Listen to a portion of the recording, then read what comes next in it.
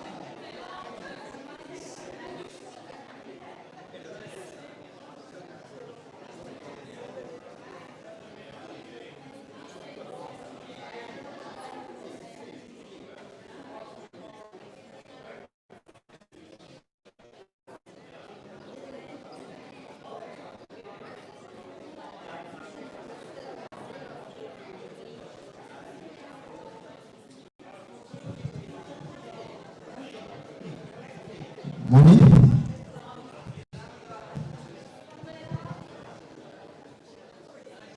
Dumelang. Le kae? Le teng? Thank you very much, everyone who made it to this event. We know in most of us, our cultures that 9 o'clock is going to be 10. But we won't wait for those who are going to arrive at 10 o'clock. We are going to start. So welcome to the 2023 edition of Emerging Farmers Day. And thank you for being here. My name is Tebo Mulele, and I'm going to be the program director for today. And I'm not alone.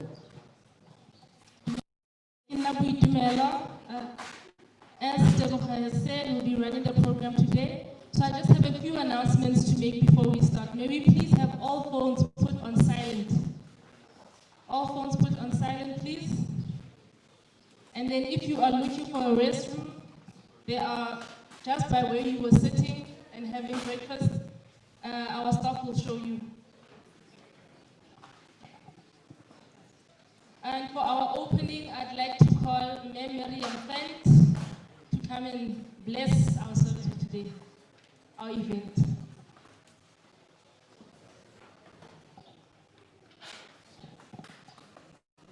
Dumelang. Sanibonani. Moleni. Kuyamore. Esilakwat. Ekanoni veto silakwat is. Ni kwateleni. Esila nokni bakarni. Okay. Oh, it's nice to be here. Oh, I saw some other faces, the new faces, and then the old faces, and the old faces. Oh, just tell your neighbor that, oh, you are nice, more nicer than last time I saw you. And the people that I saw now we are having the precious pearl stones. It's nice to be excellent, is it not? It is. Okay, good people. Before we start, I am going to open with a prayer. But now, as you know, that Miriam Fent is the one that is would like to say something about the Bible. So there is no time for that. I was having a short scripture to give you. But now, I would like you to take a pen and a paper so that if you go home, you can go and read that, because really, those two verses that I want to give it to you, it's through grace and mercy. The last time when I was standing here in January last year, we were talking about the after effect of the epidemic. And then we said grace and mercy carry us through. So last year, we were also faced by this foot and mouth disease that did affect our economy, our businesses, our house economy a lot. So now, before we go, I would like to share some other things, because to be here, people, I would like to start by acknowledging that Nick Serfontaine, the Serfontaine team, everybody, the SERNICK group, and Ntate Warona, Ntate Fafa, Ntate Warona, Ntate Vellum, and all the protocols observed. I say, hi everybody, it's through grace and mercy for us to be here. So, all those that cannot hear what I'm saying, so,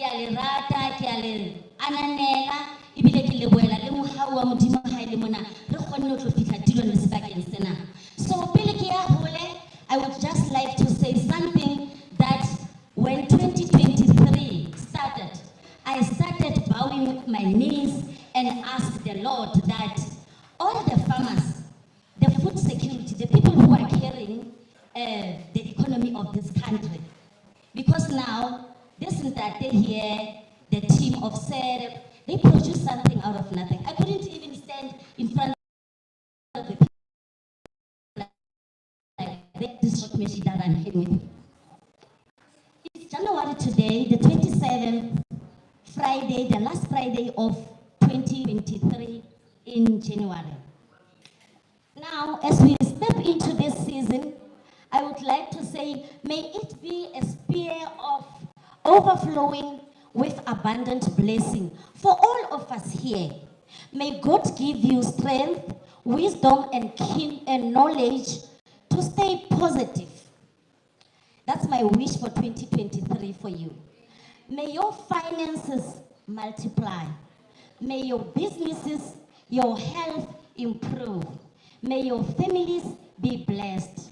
May all your loved ones be stored. Your path must be smooth. Your pain be less. Your worries must disappear. And I hope that the Lord will hear my prayers. So each and every one of us who is here after ceremony, we are having the graduates. And then now I'm so glad to have those people because now, Rona the people Bachaileng Jolo Kabuntate, Patrick, and the woman Matswai, so not Chile. So the legacy Risiela Bo Metre Sibo Memaneo, so Le Bontate Ojani Basieti Bomasiu. So really, we must just say thank you to each and every. I've seen that African family is also here. I'm so Fear Plus is also here. To all the that are going to, I must bless them. And yes, so the people that who for the first time feel at home. So good people are now going to pray. So can we really bow our heads so that you can pray? Lord, we bow our heads and pray that all we do is not in vain. Give us the strength and perseverance we require to see our gifts through. Gracious and Almighty God, please lay your hands of mercy over your people here today. Where they are weak, make them strong. Where they are sick, grant them supernatural healing.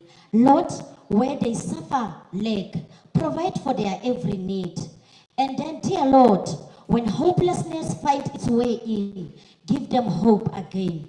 Morena le modimo ntate wa rona re bitsa bonkgono le bontate moholo re bitsa batswadi ba rona re mona tulong le sebakeng sena re kopa ho wena re di entseng ka lebitso la Jesu wa Nazareta ha o tswa mona modimo wa rona o hlonolofatse e mong le e mong ntate lentswe la kasheko le thapelo ya kasheko ha ile ba dijo ho ba lapileng ebe pheko modimo ntate le mapolasing a rona o re tshireletse modimo wa rona naha ya rona re a rapella. We pray for our country, we pray for our economy, we pray for our president, we pray for our school children, we pray, Father, for our beautiful country in the mighty name of Jesus. Amen.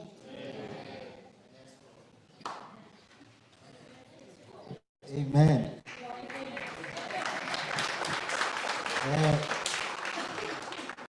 That was powerful. Tate Masiu, I haven't been to church in a while, so that was church for you.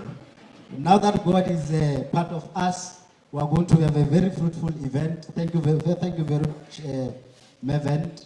We are in SERNICK, and there is one man who wants to take a decision that is going to be proactive, and is going to be proactive in terms of being part of the discourse that we have in South Africa.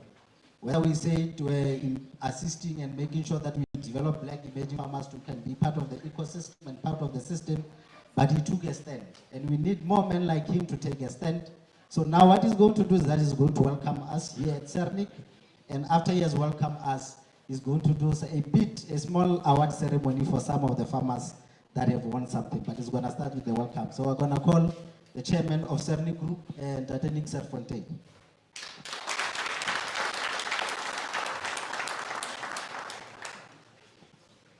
Thank you, Deborah. I said to Patrick yesterday, I don't want another ANC conference, so we're only 40 minutes late. But he blames the roads. Ruben, you came via Helbron. Yeah. How does the road look like? Yeah, Murtu. Welcome to everybody. You're very special, all very special. I've been asked to welcome a few special guests, and if I miss somebody out, blame Patrick, don't blame me. The Royal Bafokeng, Tubisang and the team, are they here?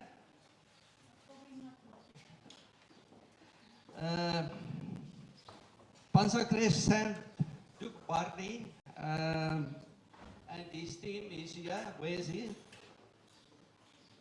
Not here. Impala Plats, Bobby Sakho, Apsa, Dr. Langa, welcome. The Baralongbo Seleka, Queen Mother. The Chieftainess Moroka, she here? Still on her way. Brand Republic, African Farming Magazine, Peter Mashala and Tommy, welcome to you all. Thanks for the media being here today. Alanko, Animal Health, Willem Klein, I3A, Johan Stassen and his team, members of AFASA, delegates of AFASA, and officials of the Department of Agriculture. Welcome to you all. And then obviously the speakers of today, Miriam Ben, my darling farmer. She's my darling farmer. And Dr. Wafafa Malan, the icon of South Africa. Oh, yeah. Dr. Langa is going to speak. Michael from the South African Weather Service, he's going to tell us how much when it's going to rain this year. Okay, you're going to tell us exactly. Kobus Tiart is going to speak about feeds, and Michael Atkinson of SERNICK, and then Louis Taylor of Bonsmara. And then obviously welcome to all our graduates today, to all our farmers, and to SwiftVEE who's doing the live. I think it's live. Is it live? Live transmission. All right, that's the welcome. But in addition to the welcome, I just want to raise a very important question that I think is on most people's minds in South Africa and amongst you people here. And that is the question, South Africa, quo vadis. Now, quo vadis is a Latin phrase for meaning, where do we go? Where are we going? That's the question. Now, this glass, is it half full or half empty? Who says it's half empty? Okay, I'm so glad to hear that. Because you get glass half full people and glass half empty people. Now I'm a glass half full person, and even I sometimes find it challenging to live in South Africa today. But fortunately, you know, we're reminded constantly that to live with hope as a strategy is not so stupid as the cynics make us sometimes believe. Because there are many people like you, the farmers of today, farmers in this room, the young farmers, our partners, who work extremely hard to resolve and in their resolve to make South Africa a better place. And we're grateful for that. The year last year was extremely exhausting, and that tested our confidence in the future of South Africa. Our economically, we're a very small fish in a big pond, a large pond. And the whole world is in trouble. So why should we be different? What makes us special to be different? The whole world is in trouble. In fact, we are in trouble. You know, 50% of our population live below the breadline. 50% of our population live beyond the breadline. Now that's dangerous. And also, there's no good stories to tell about our political landscape. I don't want to talk politics. I hate politics because it's a dirty game. But, you know, when a journalist, an arrogant journalist, not an arrogant, a journalist asked an arrogant spokesperson at the recent conference of the ANC whether he doesn't think this is chaos. So this spokesperson says, he says, what is chaos? Define chaos. Well, you know,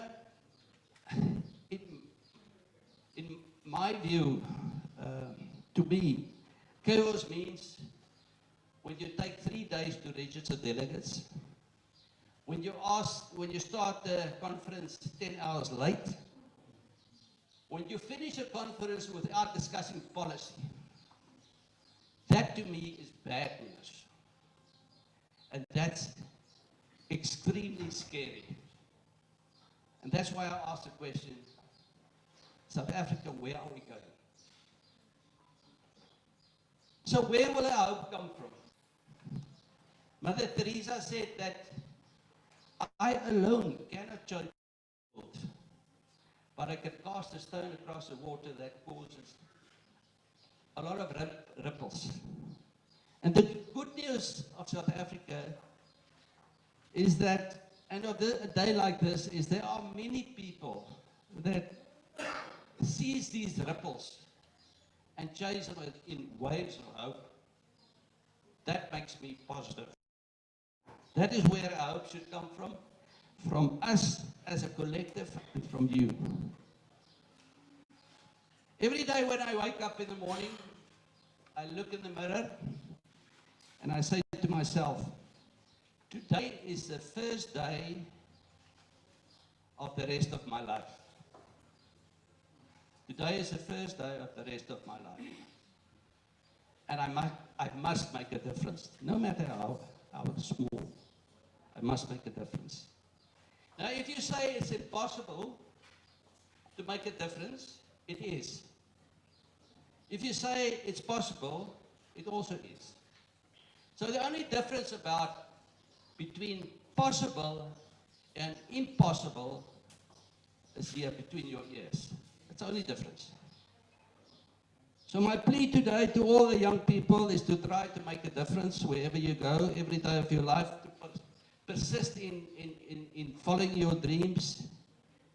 And if you do that, we will see a different South Africa. Don't look at government. Don't look at the government to come to your rescue. It's not going to happen.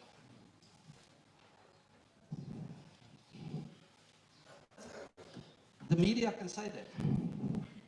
Let's talk about agriculture, because that is a good story, the story of hope. The confidence index in agriculture has fallen to a very low point in the last 2 quarters. And the reason for that is, some of the reasons for that are self-inflicted, Eskom, our infrastructure, collapsing infrastructure, our national health services, Transnet, all those, it's self-inflicted. It's a mess. But there are external factors as well that, like a looming recession, worldwide recession, Ukraine, COVID in China, and all those other external factors. So, despite the drop in confidence, I believe agriculture is space, a very good space. We've got the best farmers in the world. They are the real heroes of our country. Because what's the most important thing in life? The most important thing in life, without, except for oxygen and hope and belief, is food. That's the most important. Without food, there's no life. So the sector, agriculture sector, is a sector to be in. And you, the young people here, are the future producers of food in South Africa, amongst the future producers. Now the year 2023, I've got no doubt in my mind that it is going to be challenging worldwide, not only in South Africa. But so are there going to be many opportunities. And too many people are not thinking thinking about opportunities, they're thinking security. And they seem to be more afraid of life than death. Now, effective people are not problem-minded, they're solution-minded, they're opportunity-minded. So go out there from here and look for those opportunities. There are many out there. Last Monday, I had the privilege to meet 5 interns that joined us on Monday, for some of them for 6 months, some of them for a year. They are beautiful, passionate people. Are they?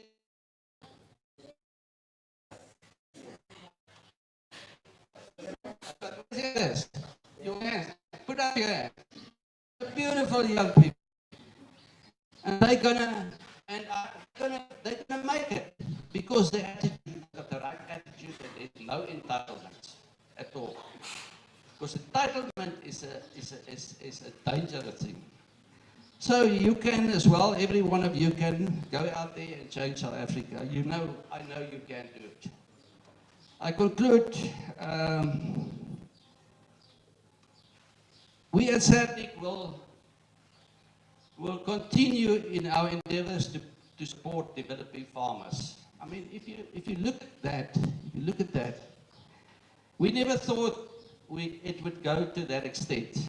But we will continue to in our endeavors to do that. Because we strongly believe that South Africa will fail if we don't develop this sector. I strongly believe it. Land transformation will fail if we don't establish successful developing farmers. Now we are in the process of setting up SERNICK for growth this year and to be more inclusive in our growth. Will we succeed? Of course we will. But there will be external factors as well, obstacles in our road. And nothing can be guaranteed, but if we fail, if we don't succeed, it will not be because of a lack of trying. I can promise you that. God bless you all. Thanks for it.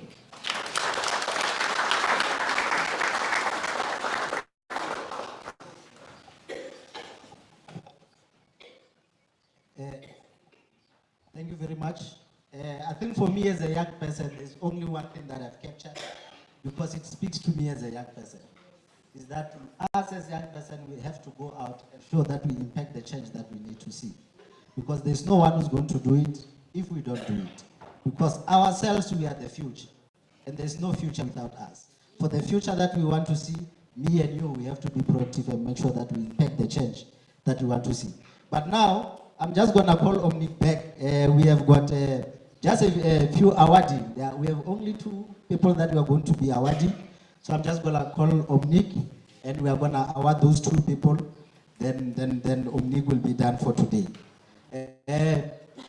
I don't want to say prior that, but you'll see after the awarding, and then from there, we'll make a remark after that awarding, and then from there, we'll indicate to you why such happened. So, Omnic, we want that you can hand the prizes to the winners. So, we have our first winner is for Female Farmer of the Year. So, we have got 2 categories, Female Farmer of the Year and an Overall Farmer of the Year. So, we have got 2 winners in the Female Farmer of the Year, and we have got a winner in the Overall Farmer of the Year. So, on the Female Farmer of the Year, our first winner, and which is also defending, because she was the Female Farmer of the Year the previous year, we have got Maria Tswai.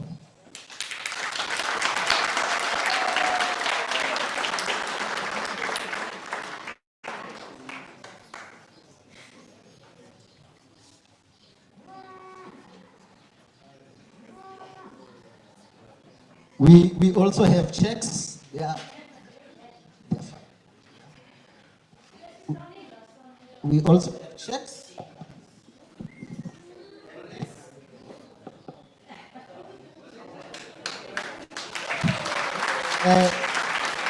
This is 1,500 is the sponsorship from Botswana, South Africa.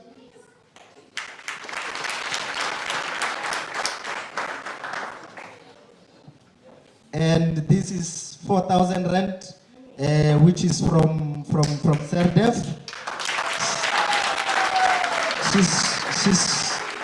She's also gonna get 10 bags of SAMALIK from SERNICK feed. And she's also gonna get a 500 voucher from SERNICK butchery for meat.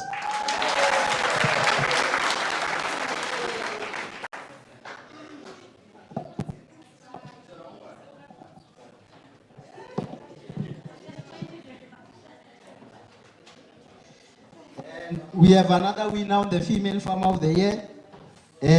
Memariatswai had last year, one of the things I'll mention, she got 100% calving, and she got around 98.4% winning rate. So then we have got another winner, which is the female farmer of the year. This one, last year, she got 100% calving, 100% consumption calving, and 100% winning rate. So our next winner, we have got the outspoken Miriam Vent.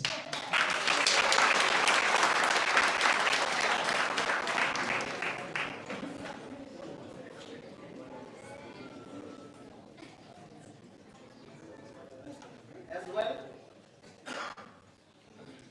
she's reading 1,500 from Botswana, South Africa.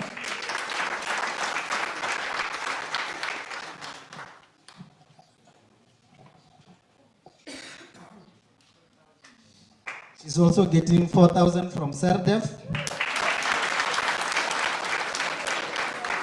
She's gonna get 10 bags of SAMALIK from SERNICK feed. She's gonna get 500 voucher from SERNICK butcher. Congratulations. And now we have the overall farmer of the year. I think it's clear that you can understand that there was a tie between the two. That's why we didn't have 1-1. Then from there, we had now to separate the two, we had to look at the history. So we had to look at the consistency. Still, there's no much difference. We had to look at many other factors. Then we came to a conclusion that we have got our overall farmer of the year, and she's defending it. She's the overall farmer of the year of the previous year, and she's the farmer of the year for this year. Our overall farmer of the year is Memariatswai.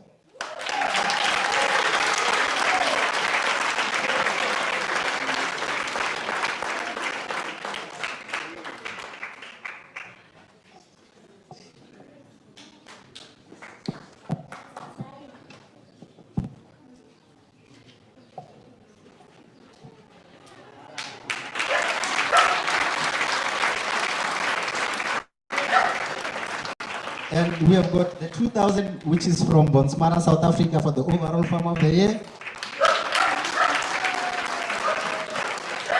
And we have the 7,000, which is from SERNICK for farmer of the year.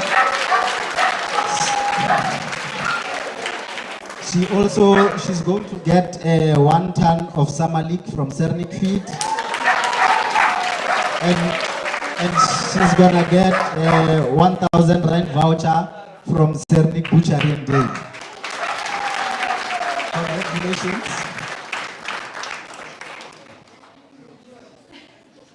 Thank you.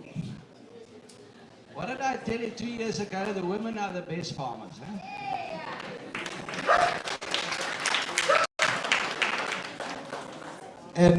And just to brag, I know Patrick and Solomon, they will have a problem with me, but both these farmers are the farmers that I'm mentoring. So I'll take that credit as well. But now the remark I want to make is that in the history of us working, not all men, but one thing about women is that they are willing to implement. The first thing is that they are willing to listen to advice, they are willing to interrogate if that will work, and they are willing to implement when they have an understanding and a belief that you know what you are talking about. While the struggle that we still have with men is that they've been farming for 20 years.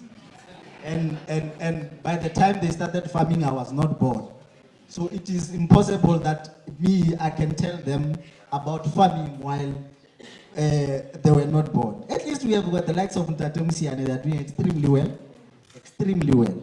We have Ntate Masiu, who from the Jobs and Head has retained around 60 animals, which is doing very well. But this female, they are doing very well from every point, whether it's management, whether it's calving, whether it's listening to advice and stuff like that. And these are the people that we should celebrate.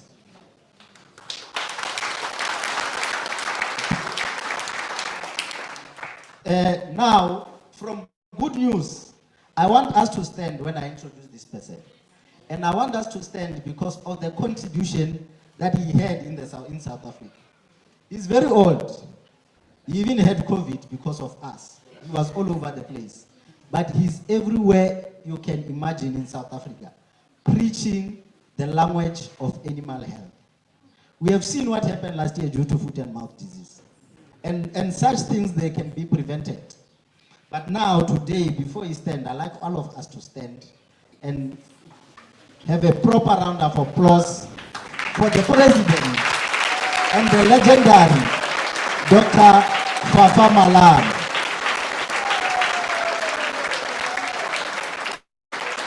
So, as is tradition, Dr. Fafa is a very fit man. So me and him are going to have a challenge. Then from there, we will present Dr. Fafa Ka.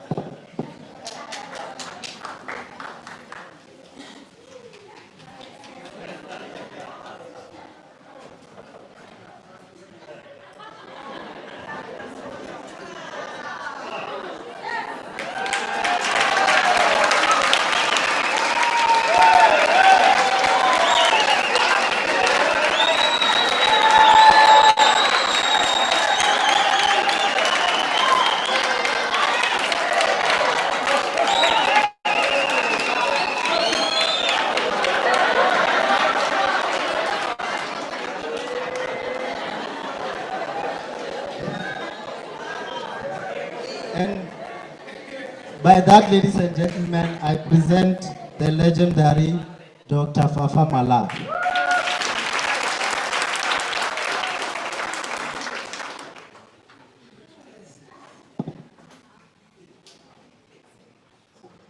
My friend, come stand next to me. 1, 2, 3. Botsmara!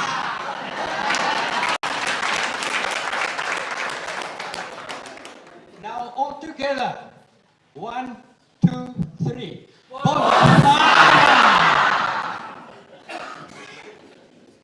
Thank you for all being here.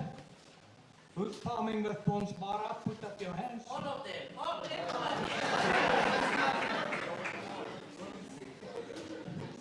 Beautiful. I am the past, you the future. And that's why I'm here to give you hope, to tell you that you are special.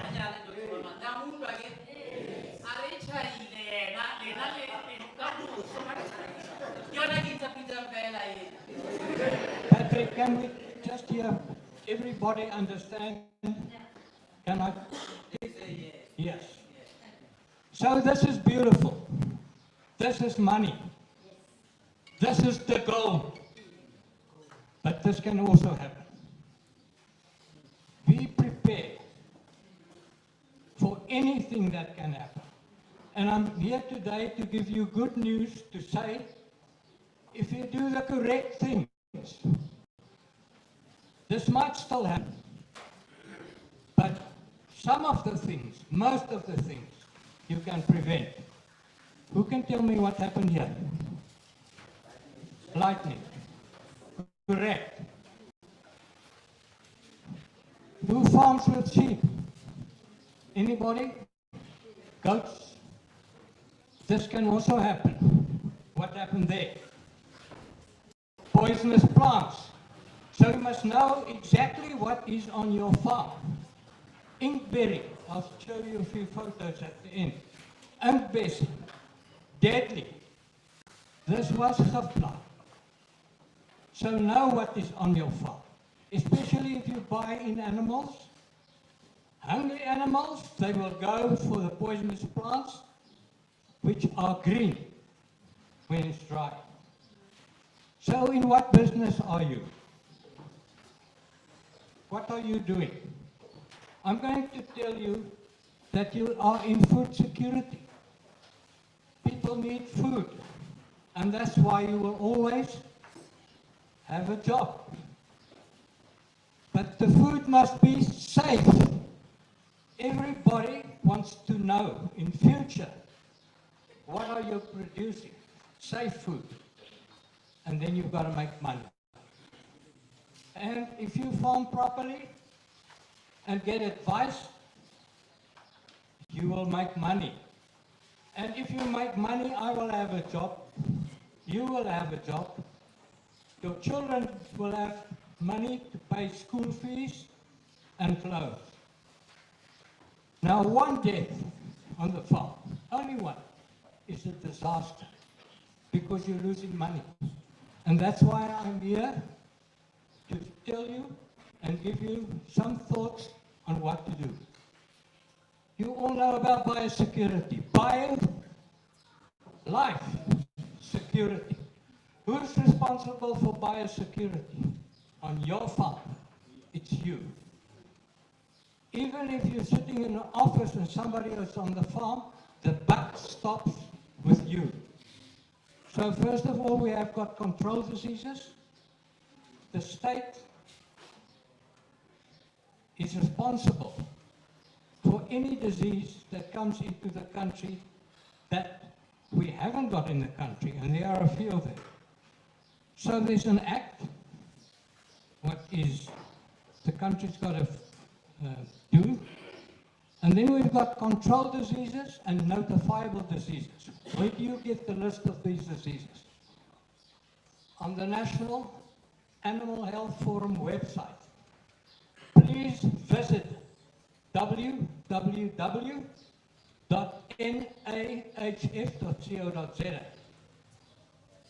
Every day there are some new news on that website. And I just show you a few of these control diseases.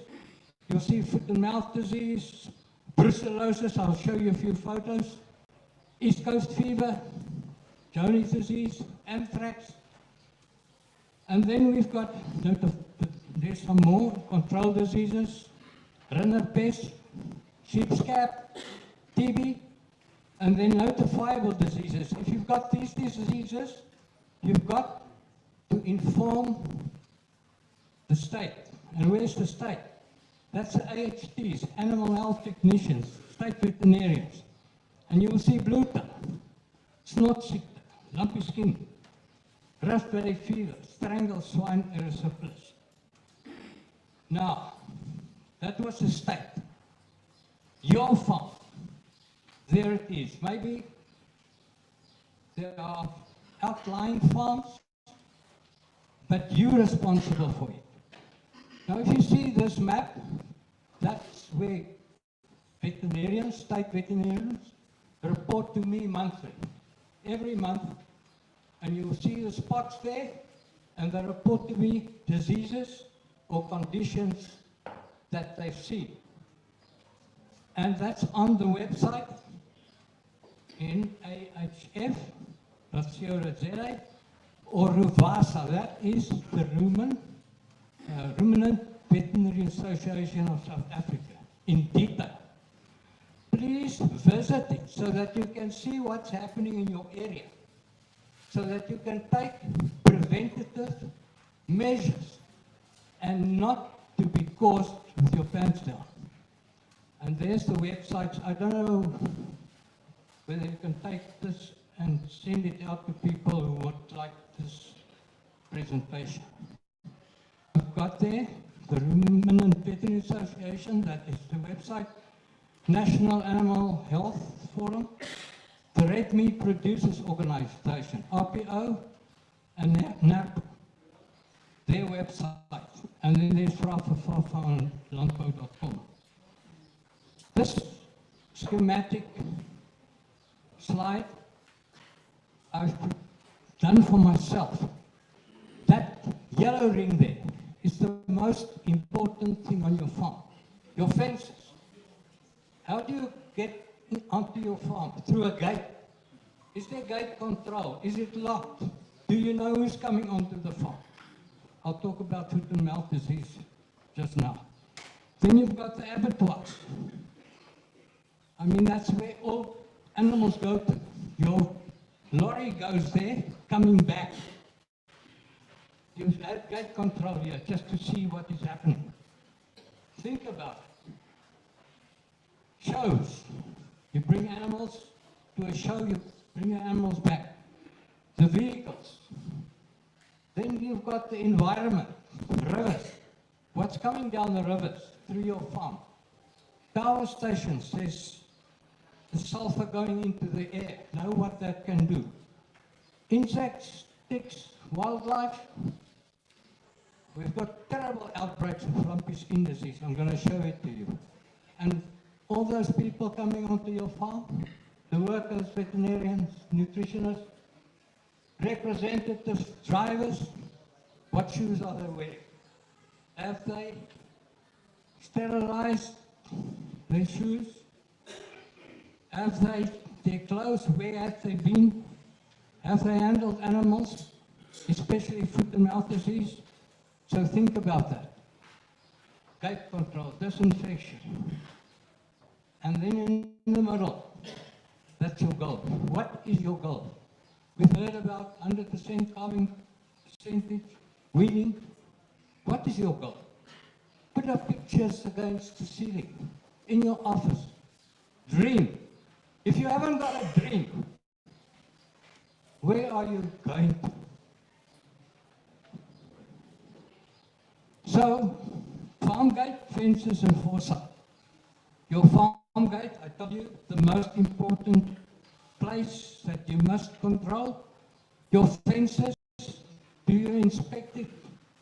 What's happening on the neighboring farm? And then your foresight. Think, think, think before you do anything. Just to show you a few slides. You see that gate is open? Where are those animals going to? Where are they coming from? Here's our national border in Namibia. Think about it. I know we had a meeting from the Namibian guys. They are paying private farmers in fixing their national borders. I'll show you a few pictures quickly. Just think about the disinfection.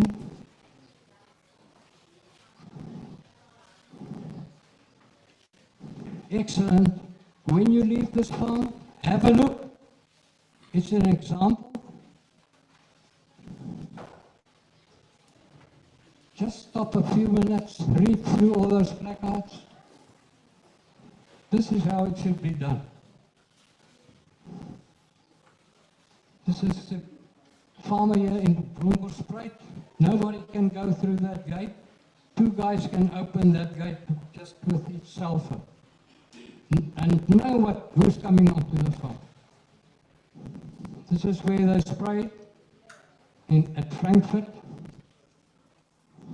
This is the most dangerous place if you don't know where the animals are coming from. Think about it. Are the papers in order? I've seen SwiftVEE here. Are there any people from the auctioneers? You've got to play such a big role in helping us all to control diseases. I've just heard yesterday about outbreak again of foot and mouth disease. The auction. We all have got to work together because it's for us. We heard from Nick. We all are in agriculture. We've got to save our beautiful beautiful farming that we are all in. APAC rules. That is the guys coming onto the farm, the auctioneers, the markelers, all of them, they've got rules.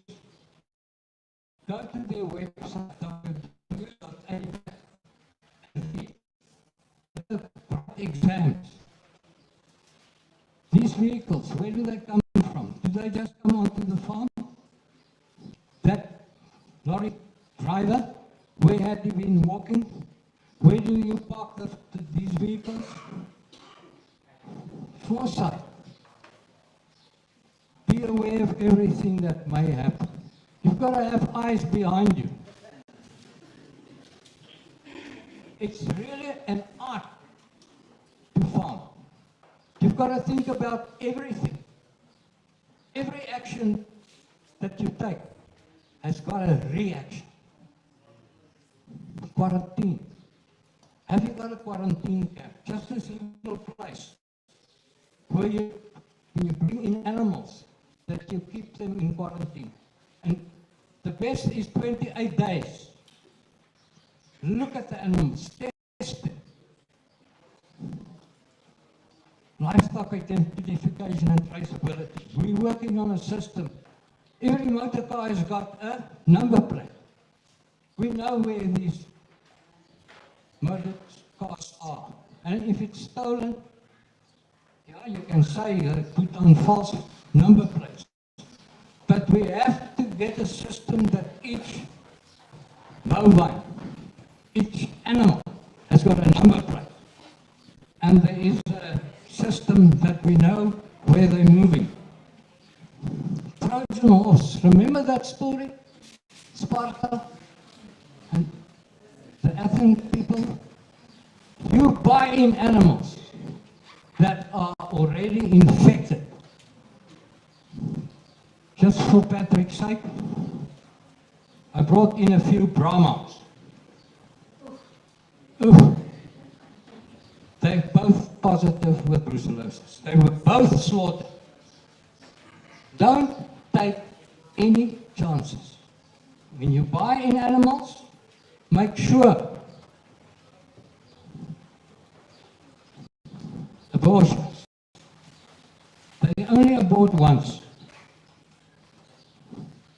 After birth. Don't handle it.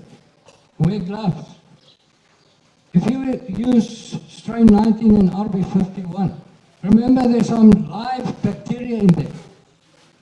If that syringe spills a bit of the vaccine and it comes into your eyes, you'll get brucellosis. You see how it's transmitted? Why did this cow eat the afterbirth? Because they want to clear the area for the predators.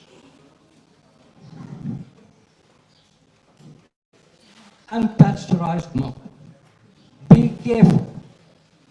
Be careful. Buy these little boxy milk or cook the milk, boil it. It's dangerous. Especially people going from farm to farm and drink some coffee or what and put the milk in there. Make sure it is pasteurized.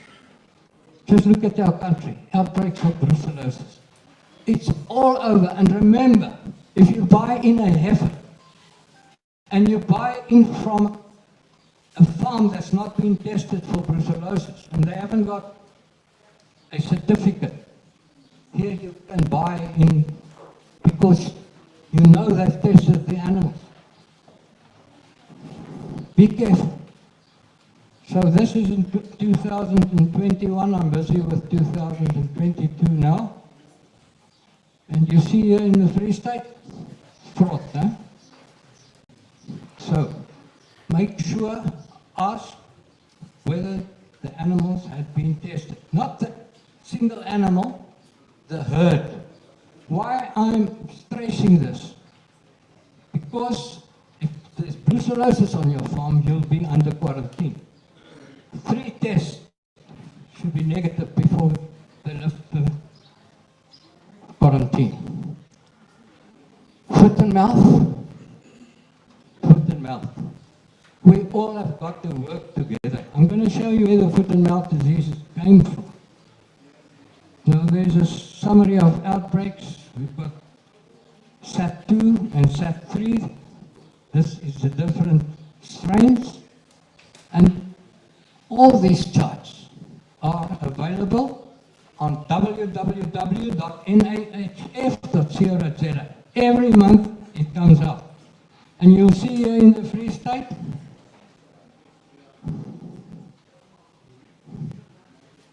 the outbreaks, and just look at KwaZulu-Natal. And know where you're buying animals from. There's a summary of where the outbreaks are. I'm not going into detail, but it's available to you. Where do foot and mouth disease virus come from? From the Kruger National Park. Because the buffalo are carriers. Break through the fences. How? Elephants break the fences. And then it goes in that controlled area along the fences, and then people sell animals that are positive into the open area. And there's a nice picture. Here you can see at the top. That's Vembe, right at the top there, yeah? There. And it was sold. Animals were moved illegally to Potchefstroom, and from there it just escalated. And you will see these spots here in the Free State. What's my message to you? Quarantine.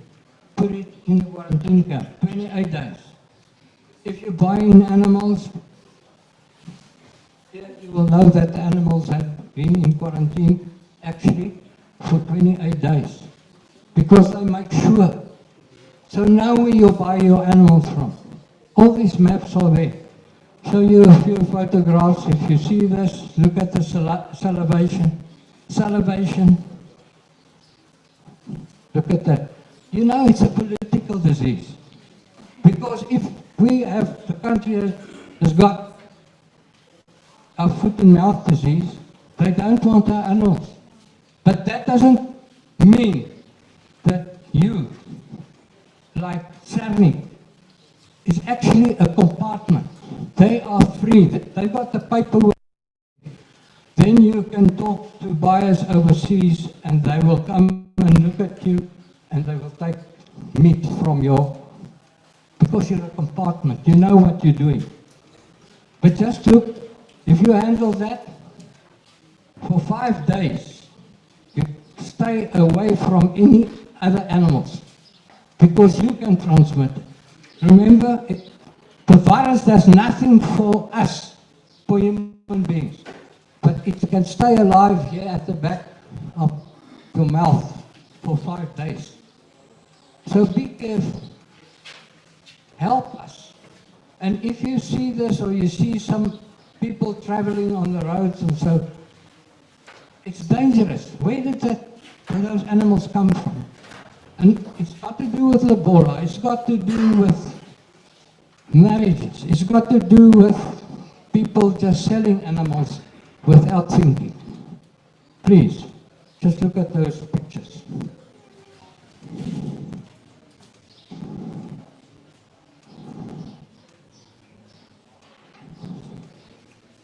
Right, I'm just going to talk a little bit about toilets, all about measles. Toilets, people shouldn't relieve themselves in the field. Make sure that there's no carriers. How will you know that you've got a tapeworm? If you go to the toilet, have a look. You'll see some white segments. Get medicine. Get treated. You see those tapeworms 50 meters long. And if it comes from swine, the measles, that's a measles, and that's a measles. What is a measles? It's just a cyst with a tapeworm head inside. So if you eat raw sausages, do you know what's in that sausage? Do you buy it from a good butchery? Meat inspection. And then if you eat it raw, just go and have a look, né? Gaan kyk net 'n bietjie daar by die toilet. Because those things can go to your brain. Venereal diseases, né? You can lose a lot of money because your bull is infected. Trichomoniasis and vibriosis. Just look at the Free State, just look at it, it's fraught.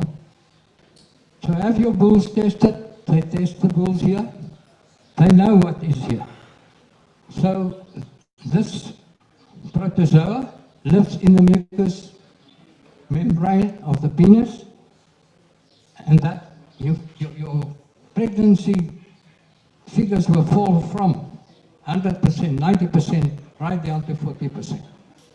If your bull jumps fences, make sure that you go and quarantine that bull and have it tested. Vibriosis, the other one. Tuberculosis, snortziekte, bovine malignant catarrh. If there's some wildebeest in your area, but remember sheep can also have, it can be a carrier. And look, it's spread throughout the country. Be careful. Just look what it does. And this is the thing that's absolutely all over South Africa at the moment. Lumpy skin disease. Lumpy skin disease transmitted how? Biting insects. Ticks as well. And then if you buy in one animal that's positive, it can transmit it via the milk to the calf. And remember, if you have this disease, now you want to vaccinate, it's actually too late. We phoned yesterday to get more information. To vaccinate that animals when there's an outbreak, you even worsen the situation. So be careful. When must you vaccinate for these diseases? September, August, before the rainy season. So watch out. And you can put it. Just look at it. All over. Your bulls become infertile, and it's a terrible disease. Watch. Have a look at that. Botulism. Be careful. Pick up all the bones. If there's a fire, tortoises, and if you feed poultry litter, if you feed shit, you're going to get shit on me. Be careful. Botulism, be careful. And then abscesses, don't cut the abscesses and you spread the bacteria all over you and in the crush pens. And this, what disease is this? Come on. Rift Valley fever. Abortions. It is coming. I thought it was going to be last year. And now this drought that we had now could be actually a blessing. But watch out. If you have abortions like this, contact the veterinarian immediately. And don't handle that because it's a zoonosis. You can become infected. You can become blind. You can have cerebral problems. Yellow liver, blood all over, and then just something on rabies. You see any animal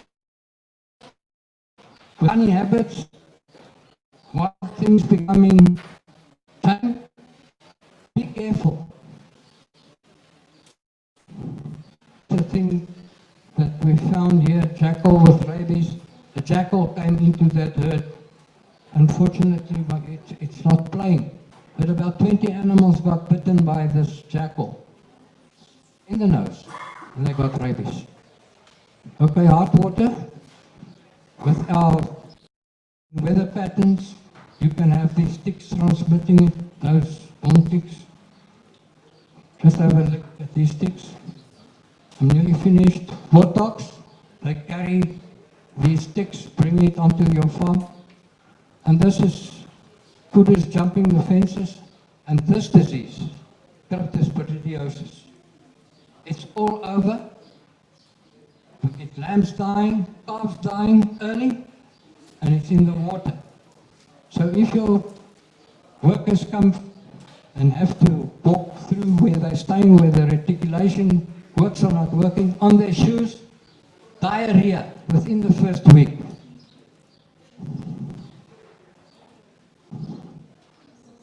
And look at cryptosporidiosis, it's all over the country. All over the country. And then, just be careful, there's this disease, pest of small stock, it's coming. So there are other diseases. You have to look after the safety of your own animals. This is the pest of small stock. And just last, red water, Asiatic red water. That Asiatic red water, in the morning your animal is alive, tonight it's dead. So if you find animals that died suddenly, make a blood smear, cut off the tail, take it to the veterinarian.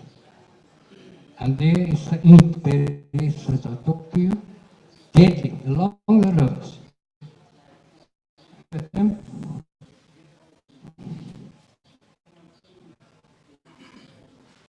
So that's my last slide. You know a farmer. Farmer has got to know everything about animal diseases, about their workers' diseases, financials. Read about these things. Know how it's transmitted. But I want to end off by saying, lekker boer.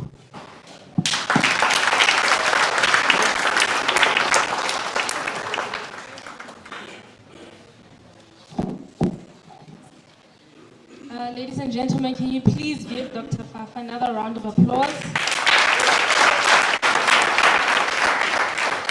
Dr. Fafa, thank you so much for being a part of this, and thank you for sharing your passion for so long. Each and every farmer that wants assistance or needs assistance in terms of what Dr. Fafa has said, please write your name and we'll get you the slide if you're interested. And I'm sure Tebogo and I can assist you further with that. I just want to show this to everyone and all the APSA farmers. This is Medzwai's trophy. We were too excited.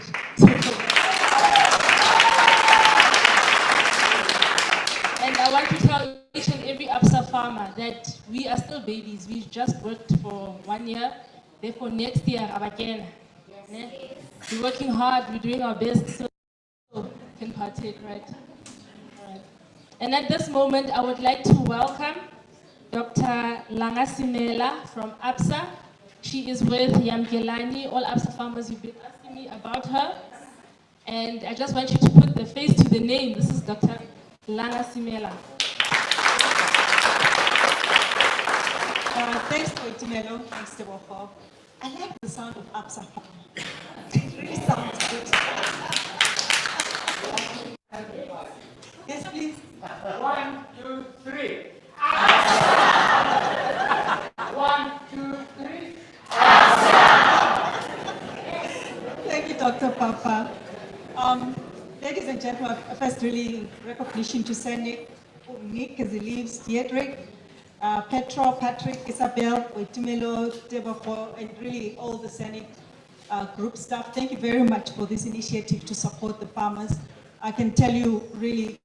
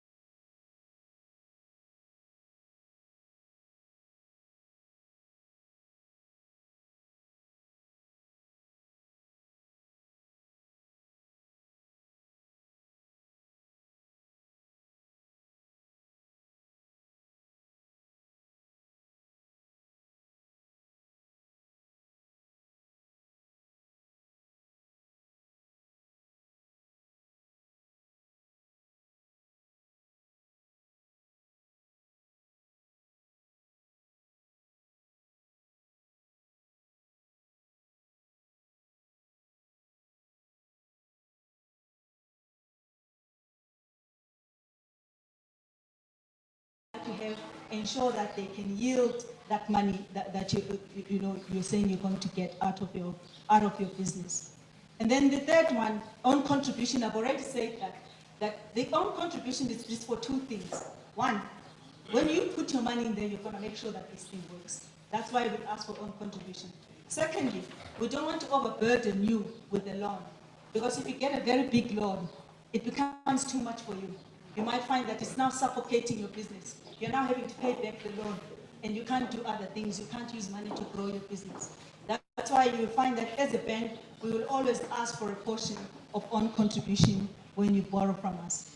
And then finally, security. Security says, when everything else has gone wrong, what do we do? What we call back on. That's why we'll ask for collateral, farm, insurance, and things like that. That's what the security is all about. So security is not own contribution. So don't come with security and think that is own contribution. No, own contribution, you still, even if you have some security, you still have to put in your own contribution. And another loan is not own contribution. We look at it exactly the same as our own loan. If you say, I've got a loan from so-and-so, but there's a shortfall, we still look at your affordability and say, but you still have to pay back that loan. You still have to pay back ours. Will you afford it? If it's no, then it's no. And then, this is my favorite. Pleading disadvantaged position is not going to work for you.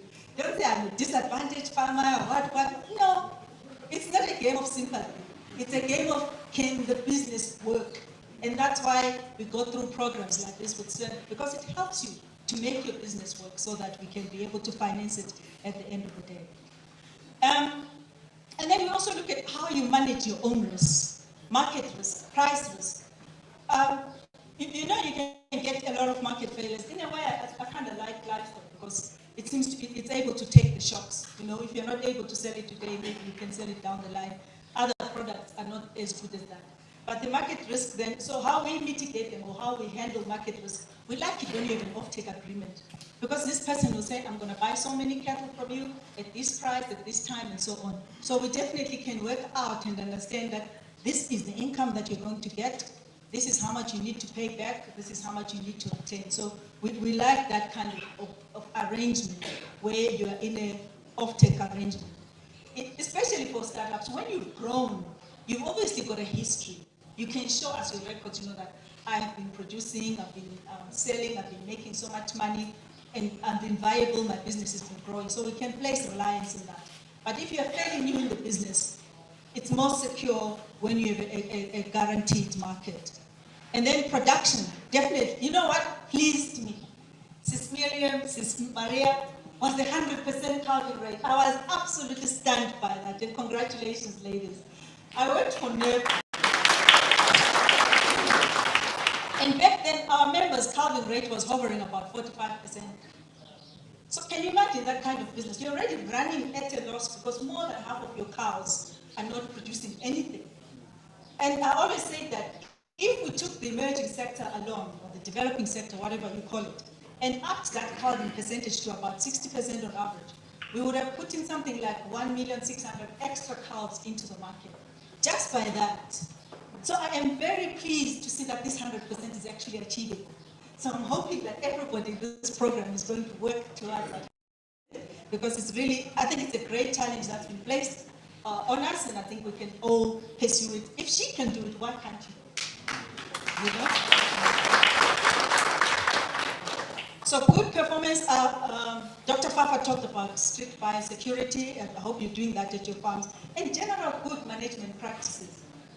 The biggest asset South Africa has is grazing land.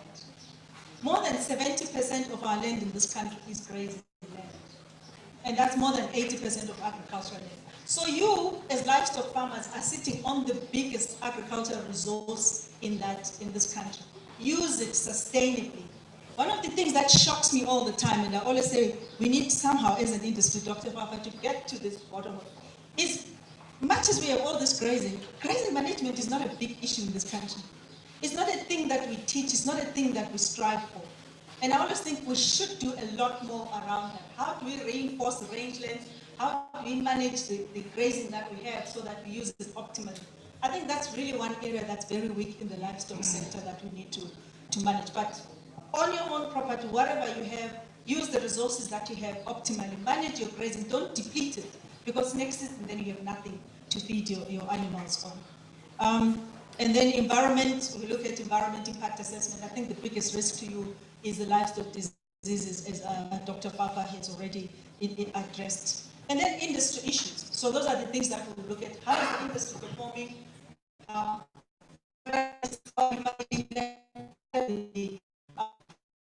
All those things we ask when we're looking at your application. So those are the things that you too have to think about and consider, and be realistic and truthful and honest about them when you put in your applications. So I now come to what do we do as APSA to support entrepreneurs. I mean, one of the things is business development support. Typically, what we've done here with the APSA farmers, that's the business development support that we talk about. We link you into programs that enable you to grow as businesses.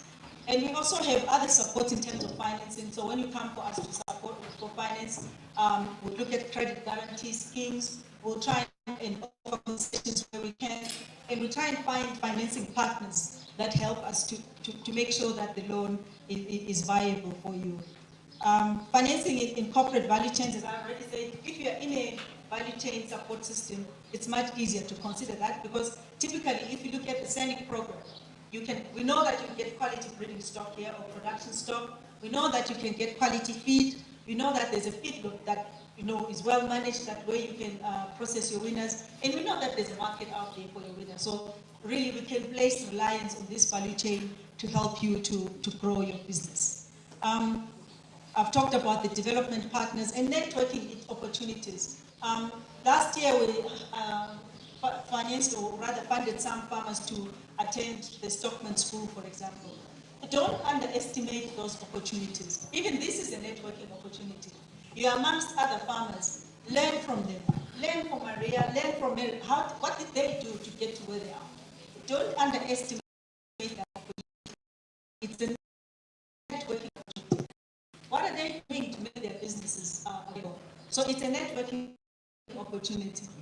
The one thing I always say to people, because I see in many places where I wonder what that person is talking about.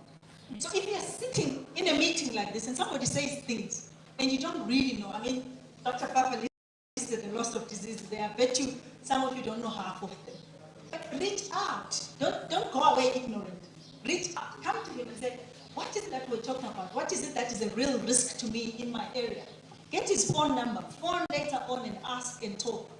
We're talking about access to finance. Some of the things I'm saying here might not mean anything to you. And you're wondering, what is it she's saying? I've already introduced myself. I've introduced the APSA team. Reach out. Use those networking opportunities to enhance your own knowledge, because that helps you to enhance your business. And then one other thing that we do is we publish regular industry trends. Yamge ringing. I think what we should do is all the APSA farmers must be on our mailing list for Free State and the national trends, so that they kept up to date with industry information. Again, if you get that information, you don't understand what it means, please ask, talk. That's how you learn. And then we have, as I said, we have the agri specialists that normally help you to understand the business from the banking side, how we view it. But they also help the bank to understand your applications, because not everybody in the bank is an agri person. So they help us as a bank to understand your business. And then in some instances, we actually have agri-bankers, in other words, bankers that are agriculture, have a specialization in agriculture. We are investigating the use of technology. But one of the things that I really want to talk about, and I wish Tulani was here, we've got this, we call it Business Evolve. It's a transaction account. So it's an account where you do your daily business, you deposit your money, you withdraw your money. But as you are doing that, on the back hand, it does your bookkeeping. So that at the end of the year, when now you approach APSA and you say, I want a loan, do you know what the first things we want? Financial statements. And you're like, oh my gosh. But if you have that account, you can actually pull them out of that that cash flow manager to actually pull out your financials. So we can then assess that and look at it and say, okay, now we understand how your business has been performing. That's one thing I find is very difficult to get out of our developing farmers, because you sell it, I think auctions you probably pay into your bank account, right? But you sell into the informal market, home GD, for the funeral, it's a cash transaction. You take that money, you go and buy that, and you deposit the change. Now you come to us and say, my business is viable. It's not showing in your financial statement, because you've spent the money and done all sorts of things with it. But with a business evolve account, what it helps you do is you deposit the money there, you pay out of that account, so every transaction is reflected in there, and it actually allocates it appropriately so we can take that. But even as you're not using that cash flow manager, please get out of the habit of cash transactions. If you're going to do cash transactions, keep the receipts. Even if they are written, handwritten, but keep them, because that information is absolutely essential for you to compile your cash statements that we require for your applications. And then we are also investigating an online marketplace, but these are the things that we'll talk about as we proceed. For the livestock industry, the online marketplace is really more about procurement of your pharmaceutical products, your dosing medicine and things like that you use on the farm. But that is what we'll talk about that as we go ahead. And then finally, what I want to talk about is what should you do to make it easier for yourselves to access financing.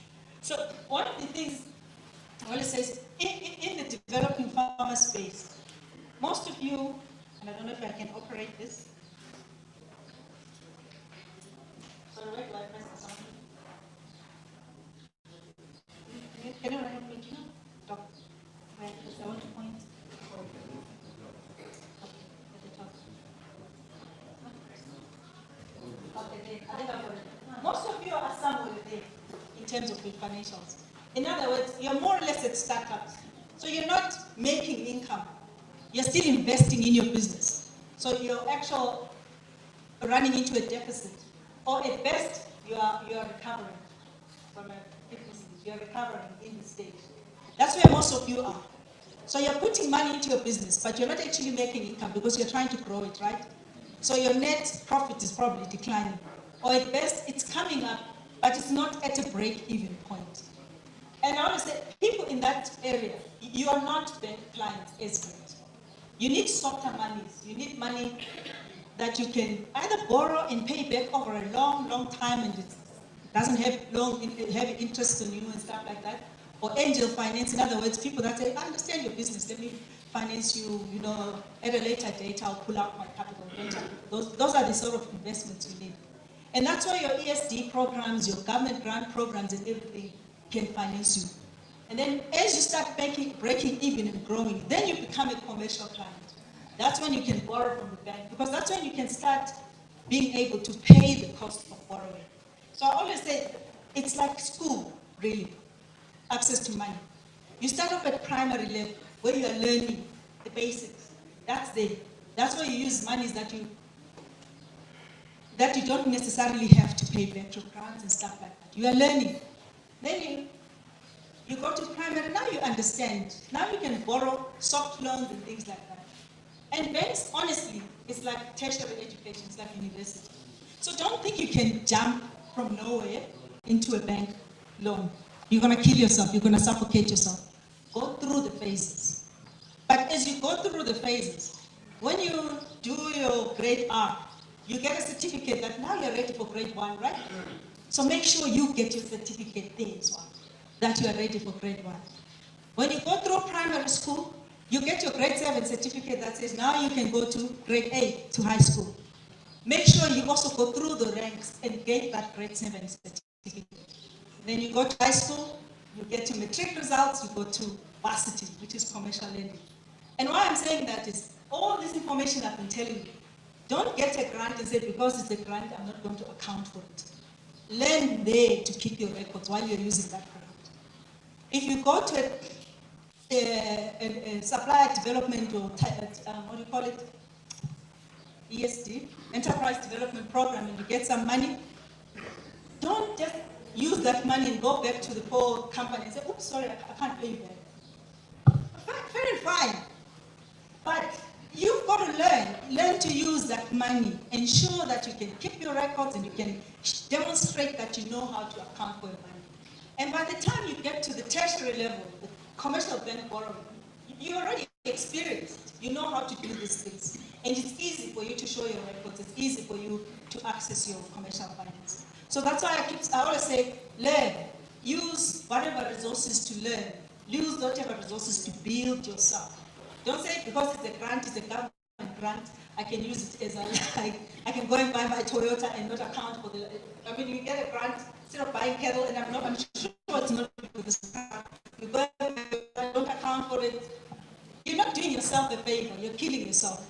And more importantly, you're not killing just yourself. You are killing that whole program of support for everyone. I always say that as well. If you come and borrow money from us, and then you decide somehow you want to cheat the bank and not pay them, you're not destroying yourself as well only. You're destroying access to finance to every other farmer like you. Because now we look at you and say, these farmers in this category are risky because they don't pay back. But it's because you decided to mismanage that money. So my two messages is, please, whatever funding you use, learn. Learn from it and use it wisely. And secondly, use it as you should. Don't misappropriate monies. Don't divert monies from one aspect to the other, because you're only killing your own learning ability in this what I call the financial pyramid. And finally, I said for yourself as an individual, don't be lazy to apply for development funds. I know it's cumbersome, but don't be lazy. I mean, SERNICK got the jobs fund. You should ask them how that went. It's not an easy process. So there are a lot of development funds. Don't be lazy. Keep going. You should be able to. And then once you've used resources, as I said, use them effectively. Prove that you can manage those resources. Use the partnerships. Use the networks, and learn from your farmers. And use your organizations as well to lobby for yourself. I think that's one thing that we don't do effectively. You sit and complain that this is not happening, this is not happening. But use those organizations to lobby for yourself so that you actually build an environment that is conducive for your crop. So that, I thank you very much for your attention. And before I close, I would like to once again congratulate Maria, congratulate Marion, and congratulate the SERNICK group for the work that they're doing. It's absolutely fantastic. As I said,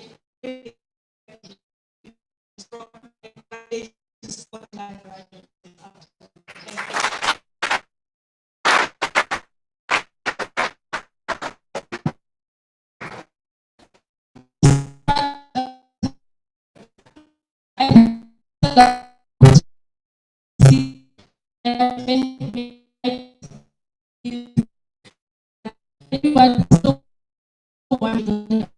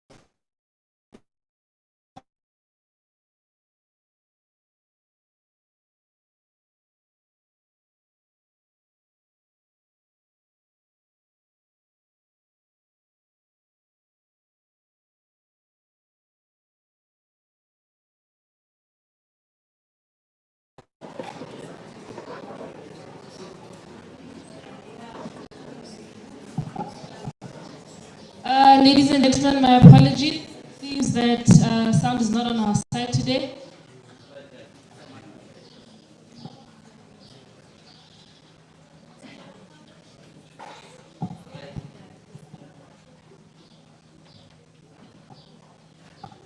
Right.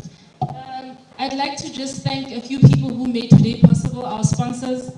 I know we did not give light to you guys today, but I'd just like to thank Plus Media, who's our partner for media today. Bonsmara SA, thank you, Louis. SERNICK Deli and Butchery, Ser Dev, SERNICK Feed, thank you so much, guys.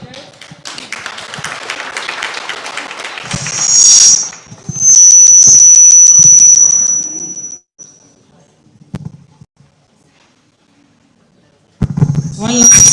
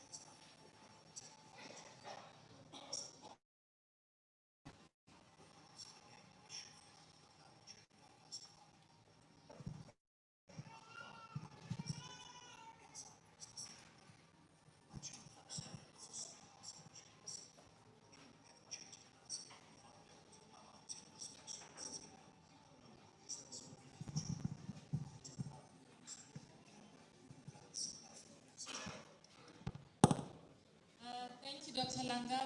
Yeah, we'll just try it another time.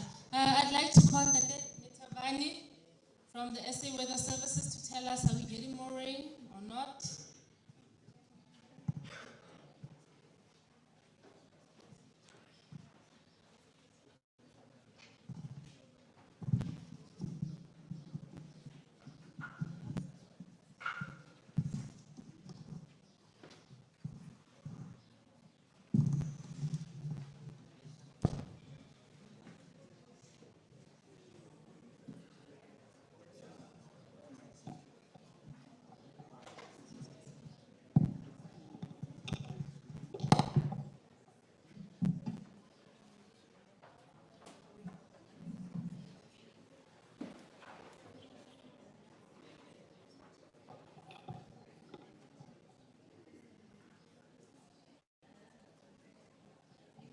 Ladies and gentlemen, just after Ntateni Tavani speaks, we're going to have a 15-minute tea break.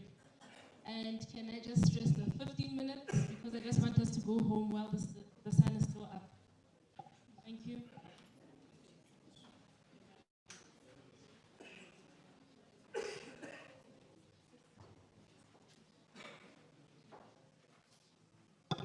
Wow. It's happening in here. Huh? Yeah, we are on the right place. Hopefully, we as South African Water Service today will walk away with an award as well. We're doing amazing work. Guys, out of 10, how much can you give us if you rate us? I mean, from the products we produce and distribute every day, every week, every month, every year. Be honest with us.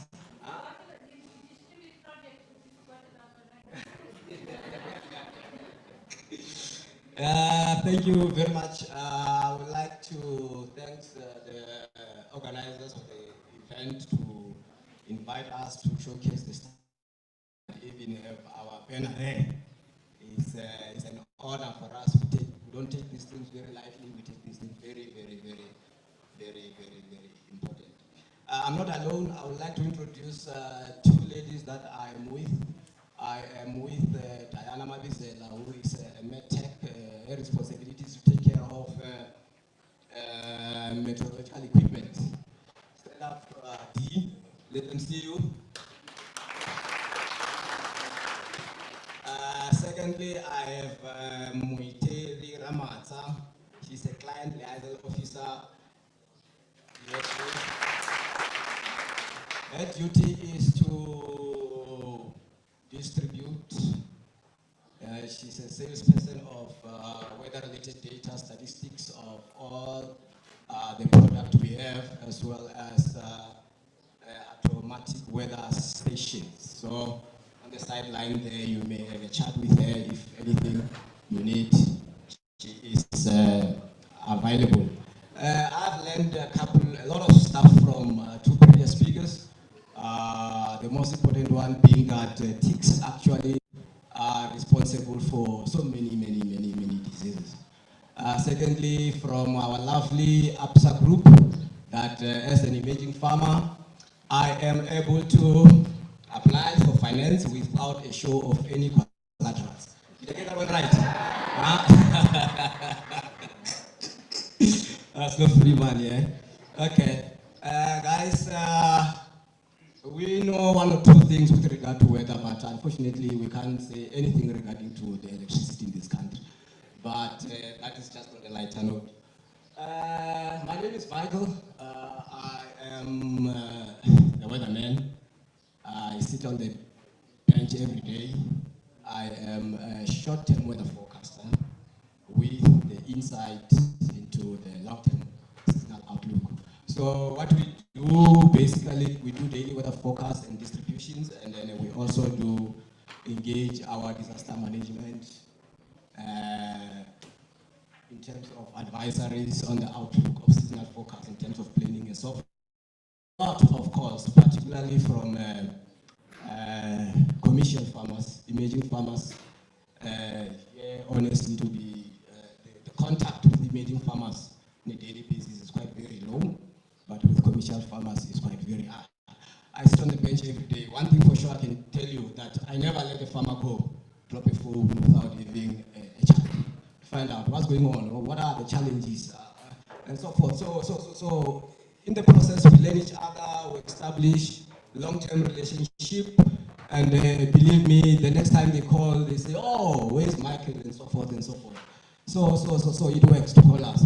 And I wanted to say three most important things before I start that I would like to actually, before I leave here, make sure that at least we are together. The past 3 to 4 summer seasons has been very good, rain-wise, weather-wise, and so forth. So we had bumper-to-bumper crop, and the animals are doing quite very well. You will agree with me.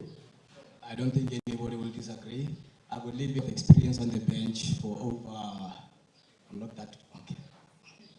Yeah, for a longer period of time. I've seen drought.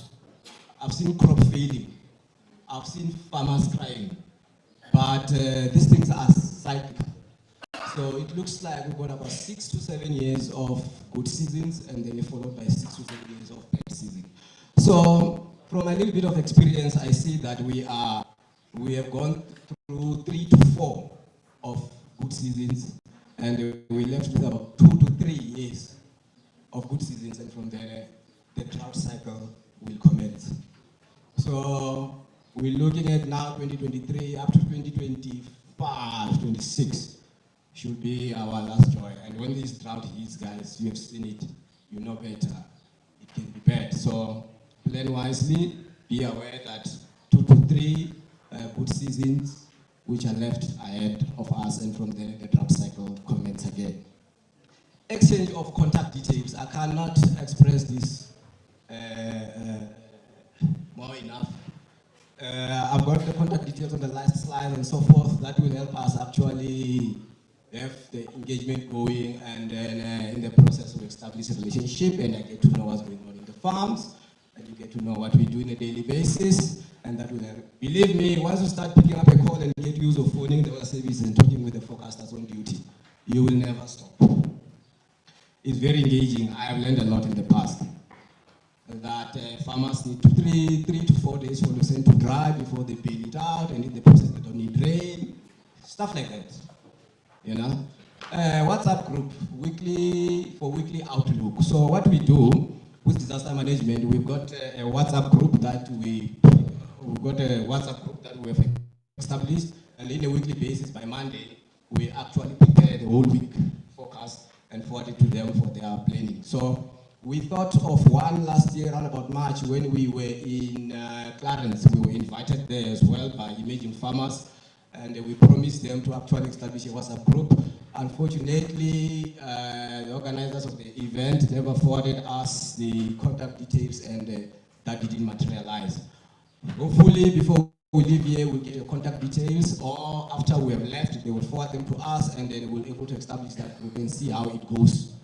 Every week on Monday, we plan to actually give you an outlook of how the week will look like. And then we'll take it from there and see how is it working, is it helpful, and so forth. Okay, thank you very much on that note. Okay, we'll touch with the historical rainfall test. Is basically the previous, the season that is still in progress. Short-term rainfall outlook, which is 2 weeks to come, and seasonal rainfall and temperature outlook, summary, economic sectors, and with a little bit of discussions, if any. This is July up to December, so it's still in progress as we speak right now. As you can see right there, those are historic rainfall statistics, of which Northwest, Gauteng, Free State, East, Mpumalanga, KwaZulu-Natal, the usual suspect provinces, has got the lion's share of the rainfalls.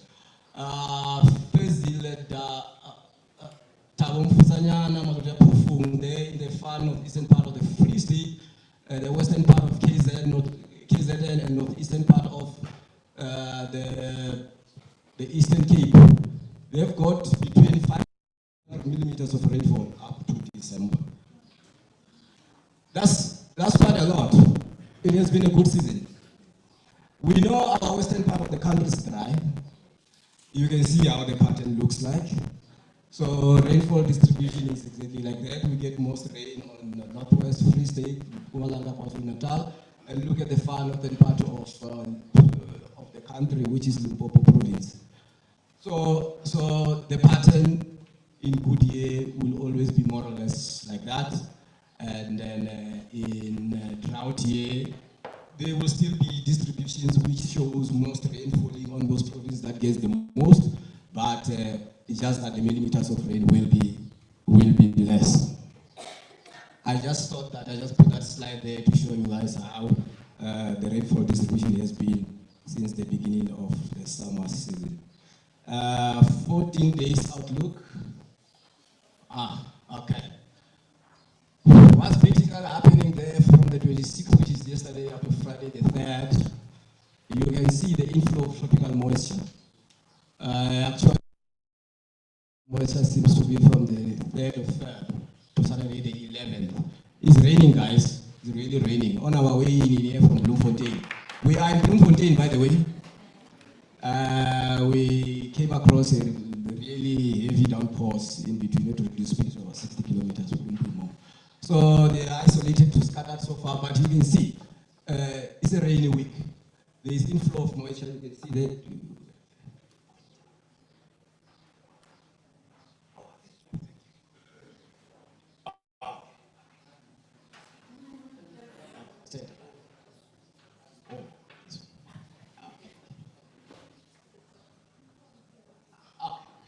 Yeah, that's tropical moisture, so it gets to be channeled downwards like that. That's what we mean by inflow of tropical moisture. Second week, same situation, is even getting much more stronger. When you see those yellowish to reddish color, that's really serious rain. We're looking at about 60 millimeters and above in the coming 2 weeks. The areas mostly affected will be Northwest, the usual one, Free State, going to get a lot of rain, KZN as well and so forth, and again, the other way. So the last year we said so, before the beginning of the season, that it's going to be good. And then we were right. You will agree with us that we were right, okay. Okay, these are the models that predict El Nino, La Nina seasons and so forth. So basically, this slide is just to show us that that blue line has been La Nina dominating for December, January, February, March, and then the neutrals start kicking in, that faded grayish line. So towards, as we ending the season, La Nina is still dominating. Things still looks quite good. As you can see, in the coming 2 weeks, the rainfall is still available. And then above normal rainfall everywhere, as you can see, dominated by blue across all the summer season. As you can see there by all 3 maps, that goes all the way up until March. Minimum temperatures, they've been higher than normal. We can all agree that it's warmer, much warmer at night because of high soil moistures, cloudy nights, and so forth and so forth. We've seen minimum temperatures higher than normal since the beginning of the summer season because of rainfall and so forth, and it's expected to continue like that to the end of the season. Maximum temperatures, there has been below normal I've seen in October, November, December. However, from January, February, March, there's a lot of uncertainty in the central provinces of Northwest Gauteng and the Free State into KZN, and that goes through to the end of the season, where you see that the maximum temperatures are ascending. Uncertainty simply means that the models are unable to tell us whether we will see temperatures being above normal or being below normal.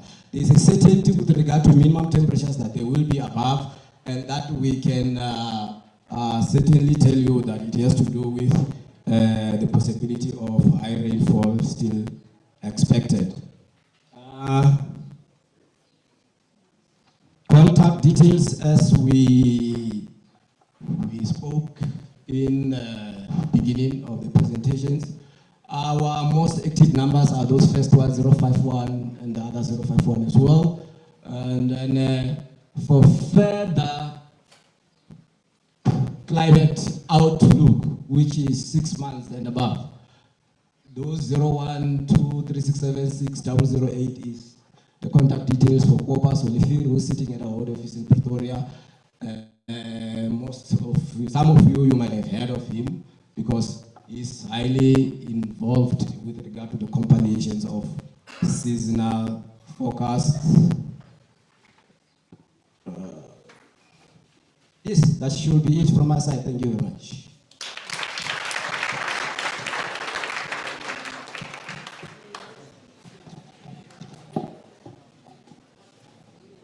Thank you so much, Michael. May we please take a short break, 15 minutes at 22. Please be back. Thank you.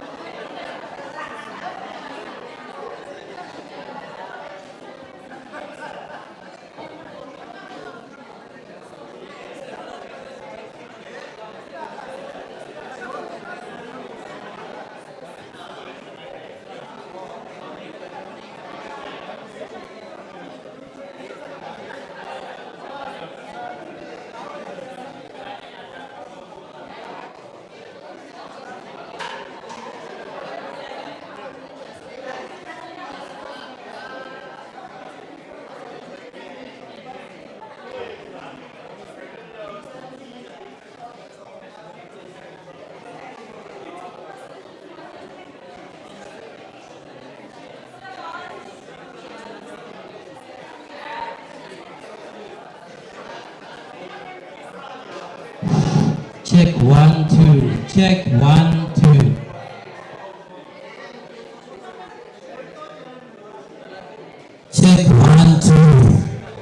Check 1, 2. Check 1, 2. Good morning, ladies and gentlemen. Check 1, 2. Check 1, 2.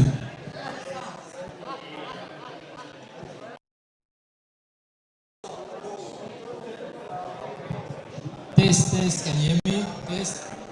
Better like this, Patrick? A little bit closer, like this. Yeah, but it's higher here. Talking like this, you can't see anything.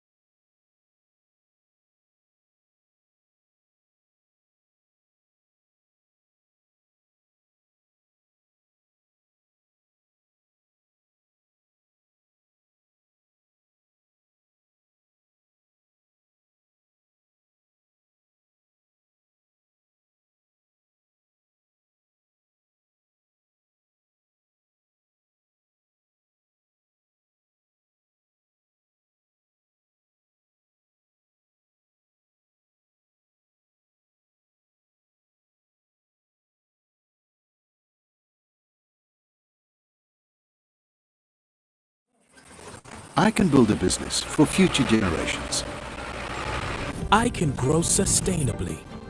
With AMS, you can navigate uncertain terrains, the cyclical, seasonal, volatile, in flux. You can look ahead, see new patterns, embrace change. Machines learning, technology evolving, supply, demand. The rules of the game are shifting, the value chain diversifying. We are the partner that brings data-driven, insight-based decision-making, matching foresight with sustainable solutions. In an ever-changing landscape, find out how our team of specialists can help you build a business for the future. We do more so you can. That's Africanacity.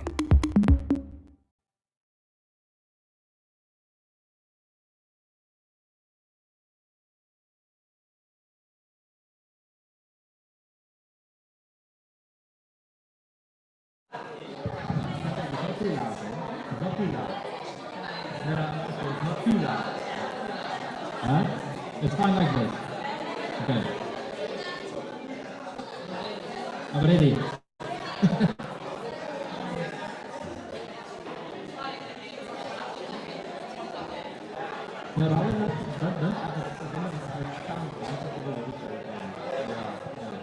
I'll just keep that again. Yeah.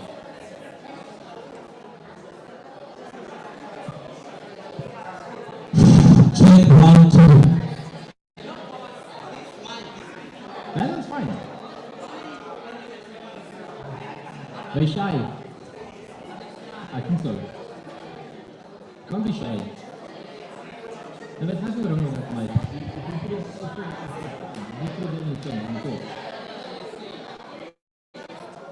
No?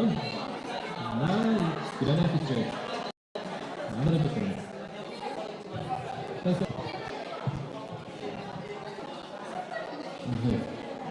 Yeah, yeah.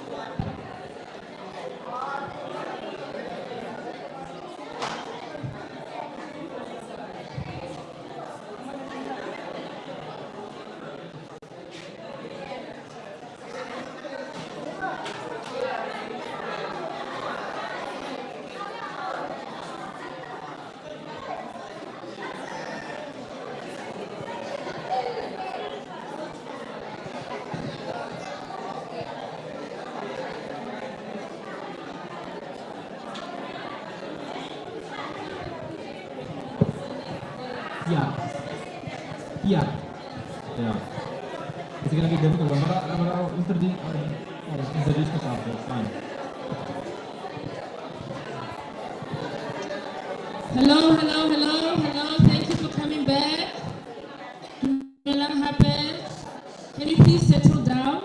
Our next speaker will introduce himself, and the topic is going to speak about it. Please take notes. Please definitely do take notes.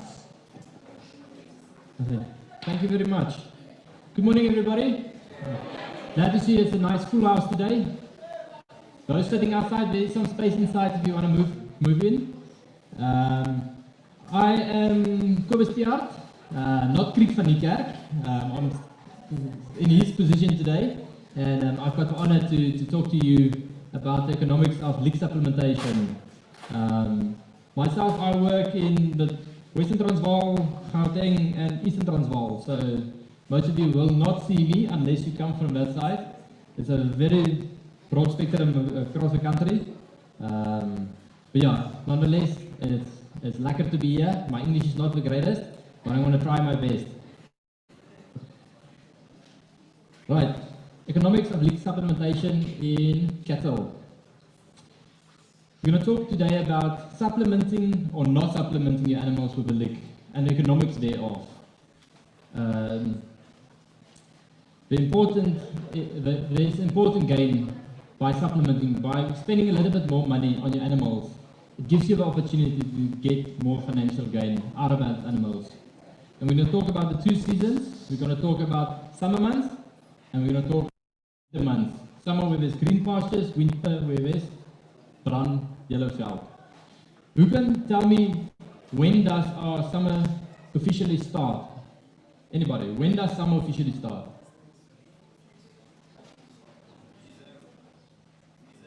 December. More specific than that. No, I need something more specific than that. When does the official summer month start? When you can start implementing your summer leaks? Now you're not allowed to say. Okay, so 2 to 3 weeks after the first good rains has fallen, then you can switch over to summer leaks. Right. So let's continue with summer leaks. Summer leak supplement on summer veld. SERNICK Soap for 6 is a phosphate, calcium and mineral supplement lick for cattle, sheep and goats during our green summer veld month. What is the duration of our summer green pasture, green veld? What's the duration? First of rains, as the gentleman mentioned up there, from November, December until March, more or less, when the quality of the veld starts going down. Okay. SERNICK Soap for 6 is a product that provides the necessary supplements needed for faster condition gain and maintenance of that condition of the animal. So the quicker your animal gets back into good condition, the quicker it can reproduce again. SERNICK Soap for 6 provides enough phosphate for a more efficient energy utilization of a grass.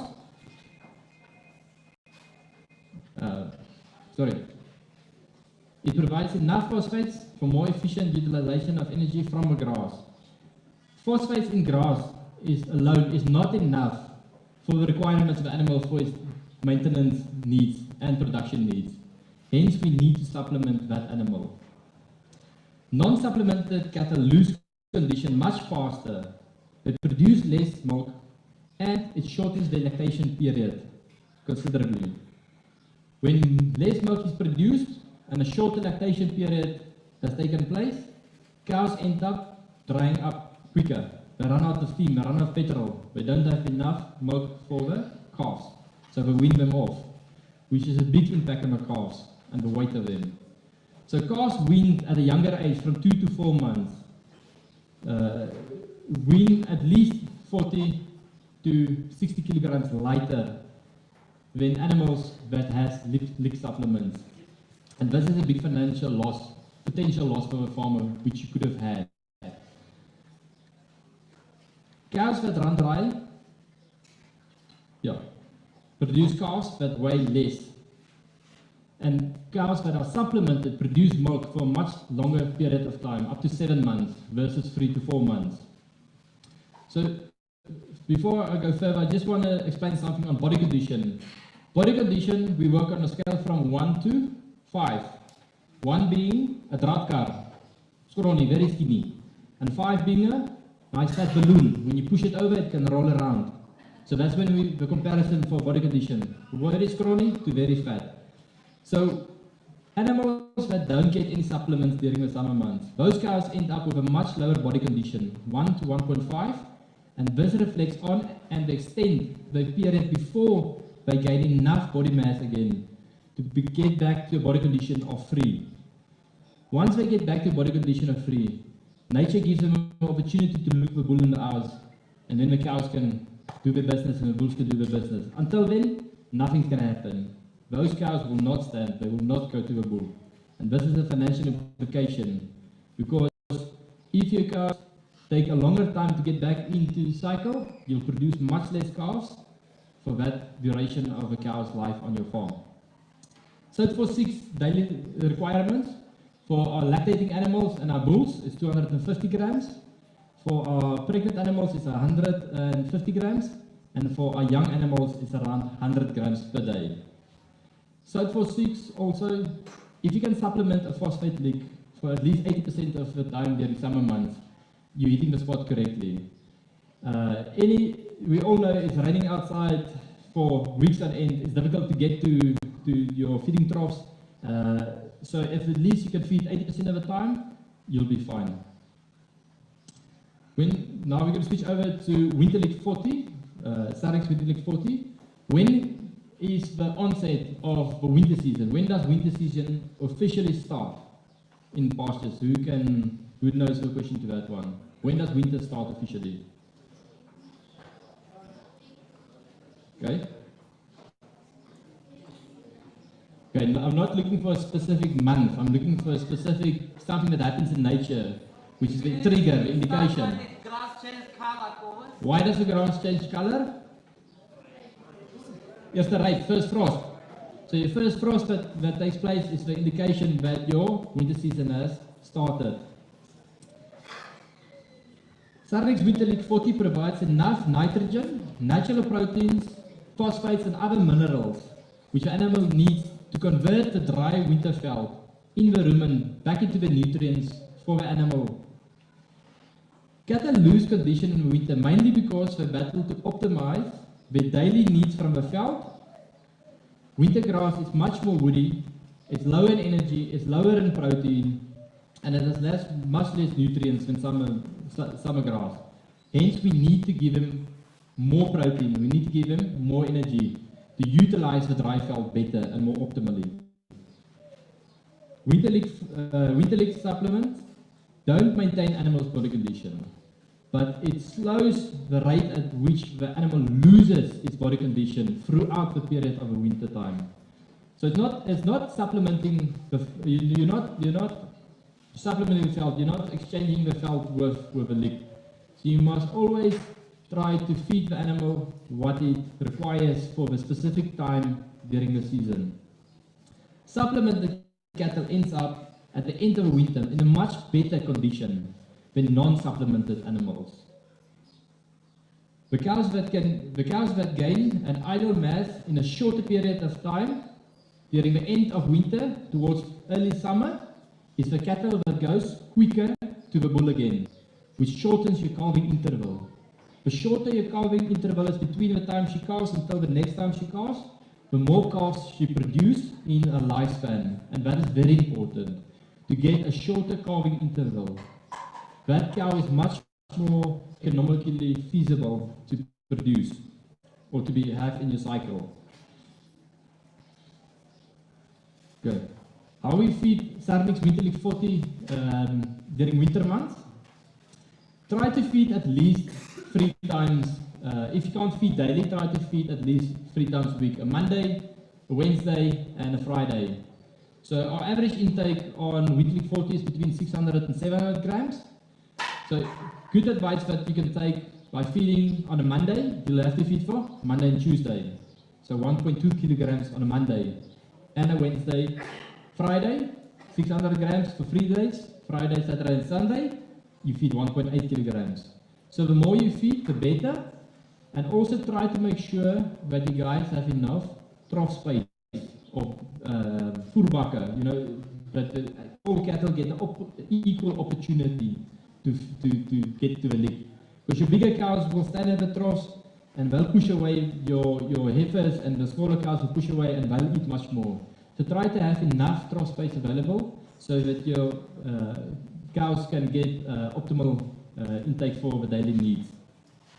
A good thing that you can maybe use is the tire. So you can take the top part of the tire and you can seal the bottom part.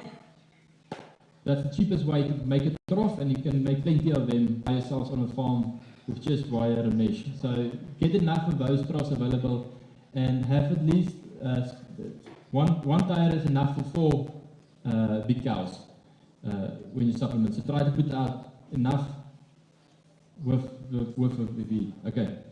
It's also important to know that Winterlick 40 contains urea, and it is your responsibility to feed as prescribed. Please, it's very, very important. If you do not feed as prescribed and use Winterlick 40 in the summer months, and it rains on top of that Winterlick 40 in the summer months, you're going to have trouble. You're going to have a lot of other balloons floating around on your farm, not fat ones, but the cows will blow up. So, only during winter months, Winterlick. Summer months, Summerlick. When you switch over from your summer South 46 to Winterlick 40, a good practice that you can make use of is mixing 1 bag of South Force with 1 bag of Winterlick and feed 400 grams per day per animal for at least a week to get your transition of the animal and get the animal used to Winterlick. On the second week, you can continue feeding with only Winterlick 40 as prescribed at 600 to 700 grams per animal. Now to the economics, the important part, how we make money and why do we feed licks. If you guys want to take notes, you're more than welcome. If you want to take photos, you're more than welcome. It's just a short example of the importance of investing in your animal. Putting a little bit of money into your animal, she will give much more back at the end of the day. So if you look at supplemented animals versus non-supplemented animals, if you work at supplemented animals with a calving percentage of 65 to 80%, 65 to 80%, let's work on an average of 7 calves for every 10 cows that you've got in your herd. If you look at your non-supplemented animals, our calving percentage is much lower. They don't stand for the bull, they don't have enough energy, they're not physiologically ready to go to the bull. Hence, your animals that's not supplemented has a lower calving percentage. And we work at an average of 5 animals. So if we take 7 animals with a supplemented, 7 times our rand value, 38 rand a kilogram, multiplied by 220 kilograms, which is our weight that we'll get from supplemented animals. Remember, these animals are supplemented. They've got phosphate licks, they've got winter licks, the mothers has more milk, the calves will be heavier, much heavier. And there we can see it at 220. It gives us 8,360 rand per animal, compared to 170 kilogram calves times 38 gives you 6,460 rand. So these animals gives you 2,000 rand more that you get per calf when you supplement your animals at the end of the day. 2,000 rand more. Now let's see how much we have to spend to get that 2,000 rand. Right. Remember, body conditions should be quite high for your supplemented animals. Once we go into the next breeding season, you'll have a much better body condition. The cows will go quicker to the bull compared to animals that come out of winter with that no supplements. We will see with non-supplemented animals, we've got no output, right? We don't spend any money on them. So there's no, what we get there is what we get. That's it. That's what we get. If you look at the cost for phosphates for 6 months at an average of 200 grams, multiplied by the cost per kilogram, we get around 290 rand for that you will spend on your cow. 290 rand. For winter months, for the next 180 days of a year, at 650 grams average intake times the cost per kilogram, gives us 610 rand that we spend on that animals during the next 6 months. So winter months is around 610 rand, and summer months 290 rand. So our total cost for the cow is 900 rand plus the calves. We have to factor in a percentage because your calves at a young age around month, 2 months, they'll start licking, they'll start looking at the licks, they'll start and smell and imitate what their mom does. So they'll also start to consume, and we have to factor in a value for them as well, which is around 90 Rand for the year on the calves, which gives us a total cost per cow of 910 Rand, more or less, that you're going to spend on your licks, right? But remember, you're getting now 1,900 Rand back. So you're making almost 1,000 Rand profit on that animal, okay? Or 900 to 1,000 Rand more by supplementing. So it is very important to invest in the animal's well-being, and the return will be great financially in the eye of a farmer. Thank you very much.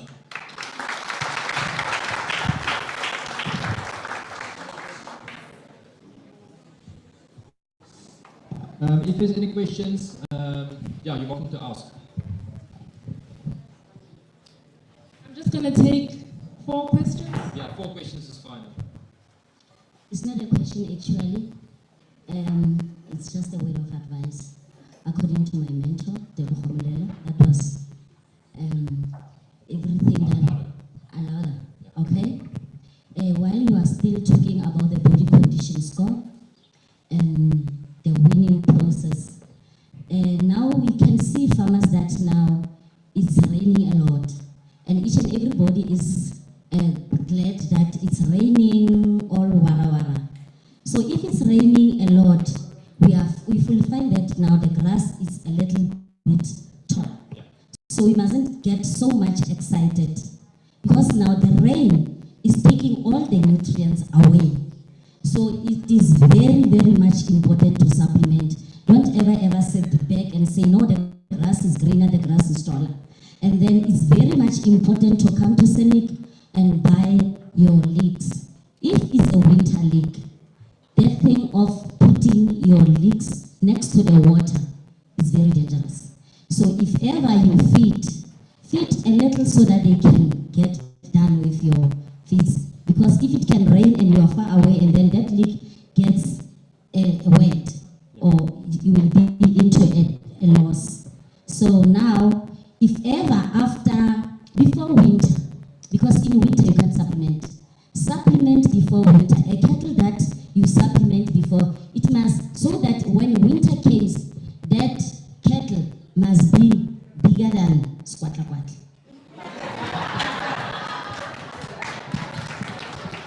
Are there any more questions? Good, thank you. Just a further comment on the leaching of your soil. The phosphates is fine to put out if it rains on top of the phosphates. So it's fine if your phosphates get wet, that's fine. You won't have any troubles with that. When you get to the troughs, just pour out the water and leave the phosphates there. That's fine. You don't have any troubles. But when winter leek gets wet, or any winter leek gets water on top, take it out, take it away, get rid of the water, dry it off, and then you can feed it again. Okay. And then, very good comment on the grass. We get plenty of grass out there that's nice and tall, but the nutritional value of the green grass isn't as good as it should be, because all our nutrients is washed away now at the bottom. So it's very important now to supplement additional nutrients on green grass, because they will get scrawny. They'll go to the radkar on green grass as well. It's also possible, especially if it rains continuously day in, day out. You'll have ample of roughage, but no nutritional value. Ik groet allemaal tegenwoordig hier. Ik wil net graag vaststellen of daar enige programma beschikbaar kan gesteld worden, wat ons nu kan hoe en daarin kijkt gedurende die verschillende seizoenen van het jaar, dat ons aan ons dingen en rechten bij productieven kan krijgen. Dus ik zal net graag voor jou contact, want ik denk ik zal bij met jou gesteld voor de toekomst. 100.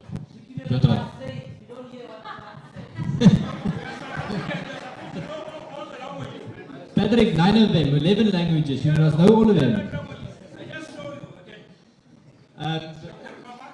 Yeah. So I think Patrick has a lead program available. If not, Patrick, I'll supply you one that you can distribute to everybody here that's interested in the programs. I just want to understand. the difference between SERNICK 10 and 6? Okay, SERNICK 10 is a transition lick.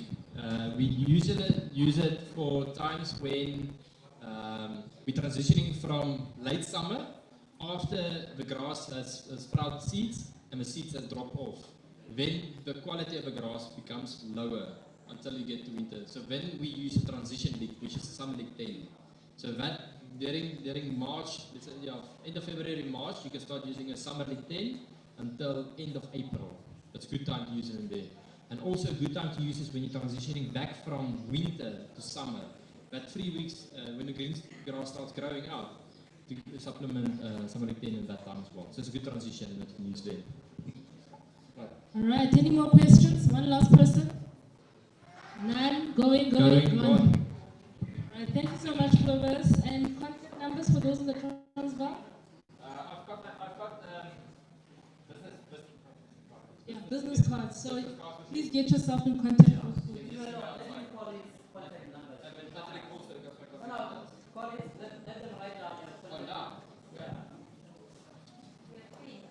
pen and paper.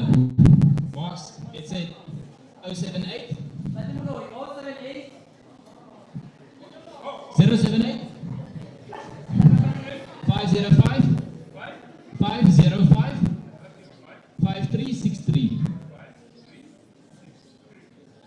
It's Cobus, yeah, Cobus, yeah, Cobus.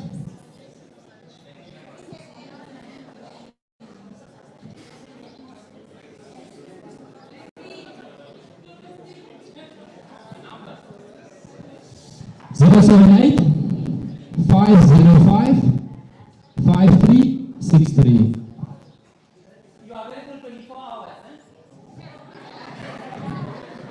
I'm available from Monday to Thursday from 10 to 12. The rest of the times Patrick will substitute me. Definitely. Ladies and gentlemen, I'd like to call upon Michael Atkins from SERNICK to enlighten us more on value chains. Thanks very much, good to be there. Hello everyone, I am very privileged to be here. Thank you very much for inviting me. Thank you, Patrick, and the team. I really appreciate that. And yeah, it's very exciting to see all these farmers here that are so excited about the future. So thank you very much. I'm going to be talking about local value chains today. And I would particularly like to thank Dr. Langer for softening up the audience on the finance side, because what we're talking about here is how you can expand your farm or your farming operations when you get to that point when you are ready to take on some commercial funding. And local value chains is one of those areas that you can do that. So first of all, what is a beef value chain? I'm talking about the local value chain as a beef value chain. So I'm just going to describe what a beef value chain is. It's really the process.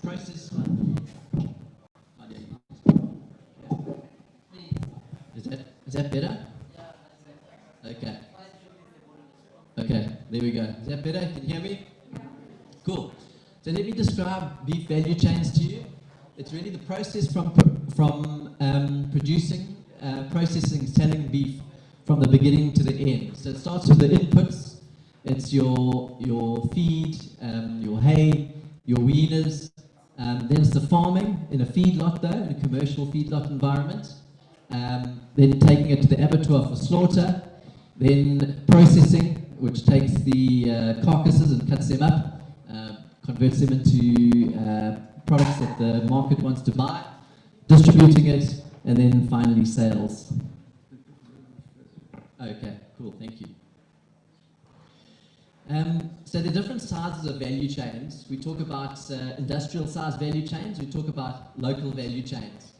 And I just want to describe the difference between the two so that you have an understanding of what we mean when we talk about a local value chain. So in terms of a feedlot size, first of all, with an industrial size one, it needs substantial amounts of animals, usually 5,000 or more animals to be profitable. You buy good quality weaners at about 165 kilograms, you keep them for about 6 months. You usually would have your own large industrial sized abattoir, and your output would be a mix of A, B, and C meat, and multiple different types of products as well. But you're talking of investment size of in a value chain of between 500 million and R1 billion. Whereas in a local value chain, it's a much smaller entity. It can be profitable from fairly small scale, from about 250 animals upwards. Instead of buying weaners, you're buying unproductive, older, or poor condition cattle, which you're then going to fatten up in your feedlot. The feeding period normally is 2 to 3 months. You don't necessarily need your own abattoir. I'm going to talk about that just now. And the output is generally grade C meat, which can be used there's a demand for it in certain parts of the market. But the important thing is you can do this for under 20 million rand. So it makes it an attractive investment proposition for small-scale farmers who want to expand their business offering. So why is the value chain important? So first of all, farming, it's hard and it's cyclical. I didn't realize just how hard it was until I'd listened to Dr. Fafa with exactly everything that can go wrong with diseases. So also, as cattle farmers, there's only one breeding season per year, so you only have one income per year if you only got cattle. And the income at that time depends on where the market is as well. And most of you farmers would have your weaners only available for sale around July each year. But by participating in other areas of the value chain, you can have all year round income and also multiple sources of additional income. So you're not just selling animals, or you're not just selling weaners, but you'd be selling live fattened animals. You could be selling whole cuts, and that could be wholesale or to large producers. And you could even be cutting portion meat into the retail market as well. So you don't rely only on farming for income, so it's less risky for you. So what would be in your local value chain? So it would consist of what we call a grade C feedlot. It's a small feedlot. We say it's less than 500 animals, and that's quite an important distinction, because below 500 animals, you need, above 500 animals, you need to do an environmental impact assessment, whereas below 500, it's exempt. You would also establish a meat processing facility on your plant, on your farm, which would be probably less than 120 square meters, so you can repurpose an existing building or build a new building. And then you can set up outlets in nearby communities, which could be containerized. Importantly, must have refrigeration, and you can also access other markets, like selling directly to traditional and funeral markets. I mentioned a little bit earlier about the abattoir. That you don't necessarily need your own abattoir. It's a very, very expensive investment to establish an abattoir, and it's best to make use of a nearby abattoir if there is one in your area, and it needs to be less than 50 kilometers away. If that is not available, you can do a small containerized abattoir, but that does add a substantial sort of 10 to 15 million rand to overall investment. So what does the local value chain mean for you? Really in rands and cents, as I said, for a feedlot with less than 500 animals, you would need about 15 to 20 million rand, depending on the capital investments that you would need to make. And about 4 to 5 million rand of that is assets for purchasing of cattle and feed, so for your working capital. And then the net revenue that you would get from that, with slaughtering or selling about 50 animals per week, would be between 1.8 and 2.3 million per year. So it's quite a substantial revenue stream that you could develop from it. There's also non-financial benefits. So you would be diversifying away from primary agriculture, which would reduce risk by generating revenue all year round, and just overall increase the sustainability of your farming business. So it goes from being a farm to a farming business, a value chain business. So setting up your value chain, what do you need to know? First of all, you need to understand your market. What would you sell and where would you sell it? So what is nearby you? Could you sell it to retail? Could you sell to other wholesalers who you need to sell it on? And what do you estimate the value? Then, second of all, based on that, you need to develop a business model to understand your costs and revenues. What are your inputs into it, and how and when do you need the finance, and obviously what is revenue going to come, what revenue is going to come to you. And then you need to consider the different sources of finance. So obviously the first one is like the commercial banks like ABSA, and I'm very, very excited to hear that ABSA is going to be possibly participating in the blended finance scheme. At the moment the options are the IDC and the Land Bank, but to be able to deal with a commercial bank with the blended finance scheme really is going to be a game changer for finance in the agricultural sector, I believe. Obviously Land Bank is a source of funding as well. As Dr. Langer had mentioned, that's the development finance type institutions, and then Small Enterprise Finance Agency, which is also a development finance institution. And then, very, very importantly, need to obtain appropriate technical and financial advice.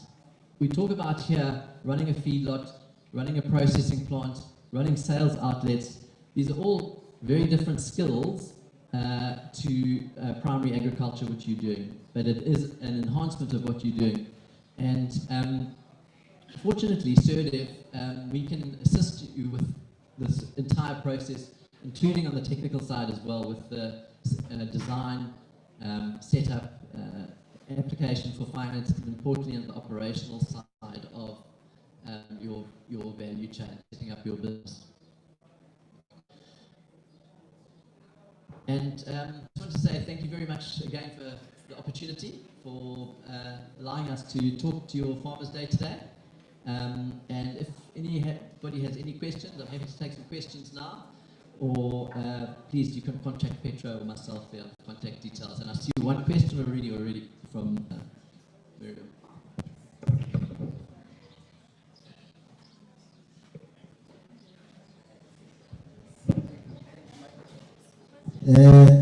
Nevent, I'm not going to give you an opportunity. Is there any question? Yeah, will advise us in our forum.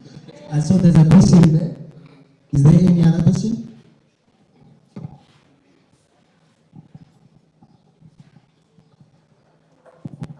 Thank you. So there was a slide to where you said net revenue is about 1.8 to 2.3 million.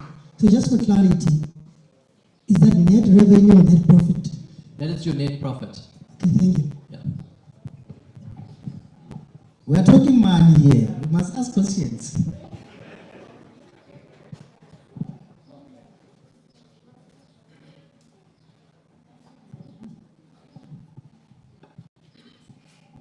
Good morning, good people. My name is David Machew. I'm the chairperson of Fusion's Grown Common Age Association and the president of David Machew Gurdere. My question is one.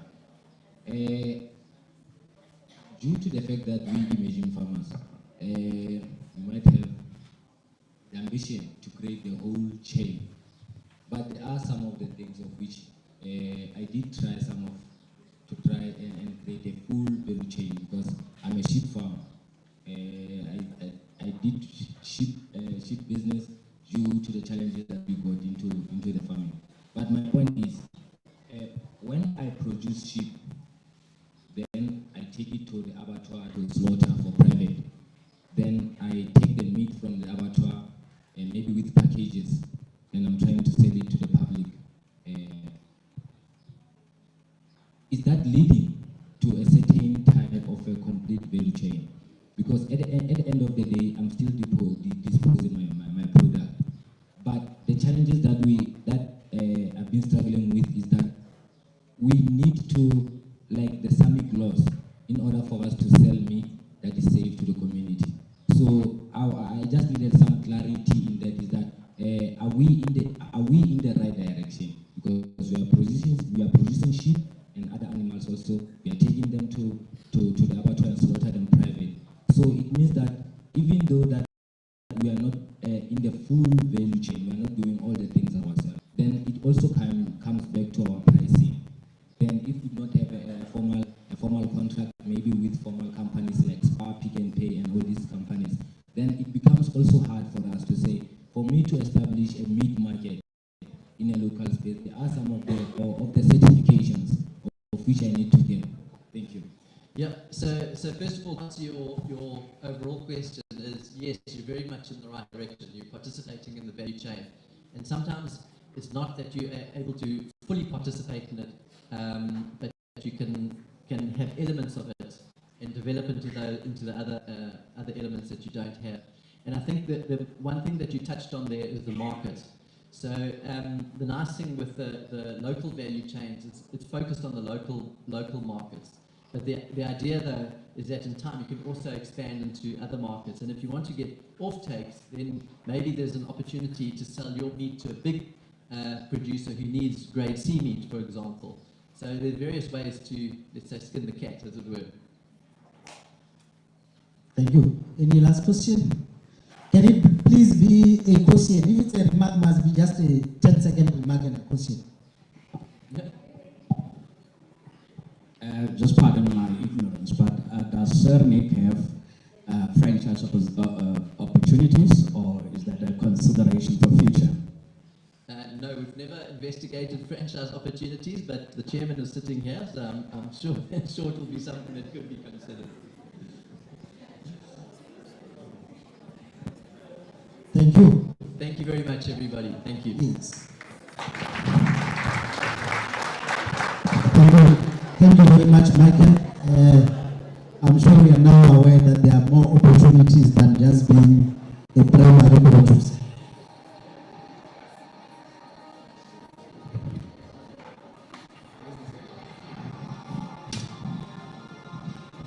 Can you please focus on the screen?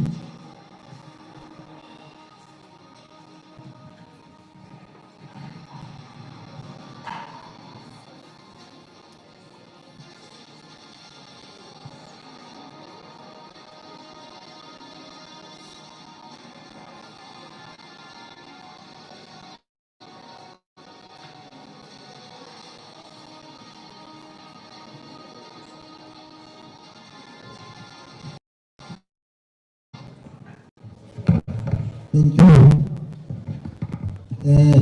You have seen on the screen, the Royals. I'll be comfortable here to say the best breed in South Africa because I met SERNICK and it's true. Even the statistic shows that. I've got an ambassador of Botsmara up there. That's Botsmara with police hat. It's sleeping like that.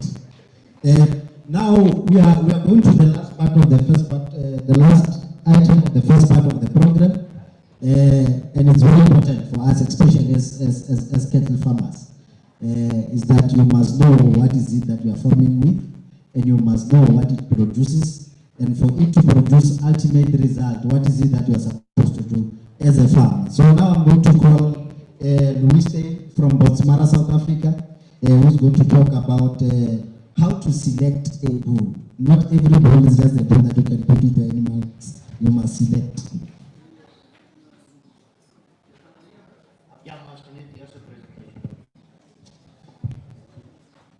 So what's going to happen after his presentation, we are going to do a demonstration.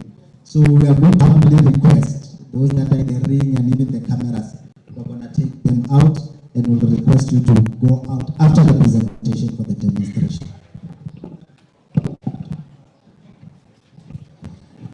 Thank you, everybody. Yeah, if you can hear me clearly. Yeah, like the Bobo said, we're first I'm just going to show you a little bit of a presentation, and then we're going to overdo some practical of animals that I'm going to bring into the ring. But I first want to use the opportunity to once again, Nick, Patrick, the whole SERNICK team, I think, yeah, this is a true testament of what can be done, of the uplift done, and here is really privileged. Here to get started, everything to do and we're glad that our breed can help you with your success as well. And I think, like Maria is something that we all strive for, and that's really what we are working towards. So it's for us just a pleasure to be here, and we are proud to have you all as Bonsmara farmers here today. Thank you very much for that. You give yourself a hand of applause.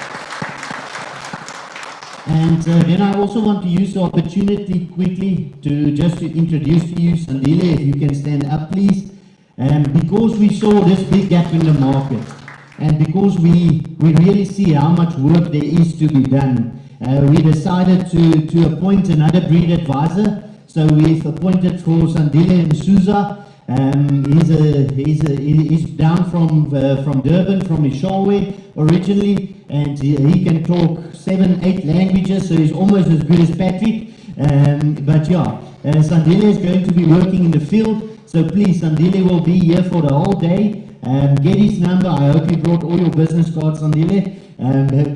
Get his number. He can come and visit you on the farm. He's working for us now full time at Bonsmara. He's been with us since the beginning of January, and we want to use Sandile as well to help you guys to get into the Bonsmara system. So please make contact with Sandile.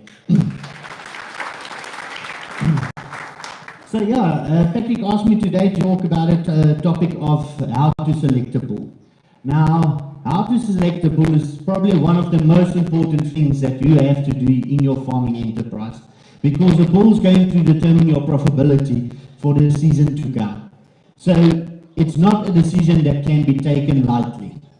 And before I want to show you some of our figures on our new catalog, I just want to show you this figure that shows what can happen with good selection. This is the genetic trend for Bonsmara breeding values. So that's the breeding values that you see on catalogs when you go to a sale like the one that's here next Friday. Now, in 1990, we basically have what we call our base year. Since then, they work out how much has been done with Bonsmara and can be done with wood.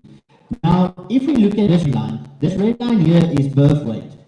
Over the last 32 years, we have only gone up with 1 kilogram in terms of birth weight.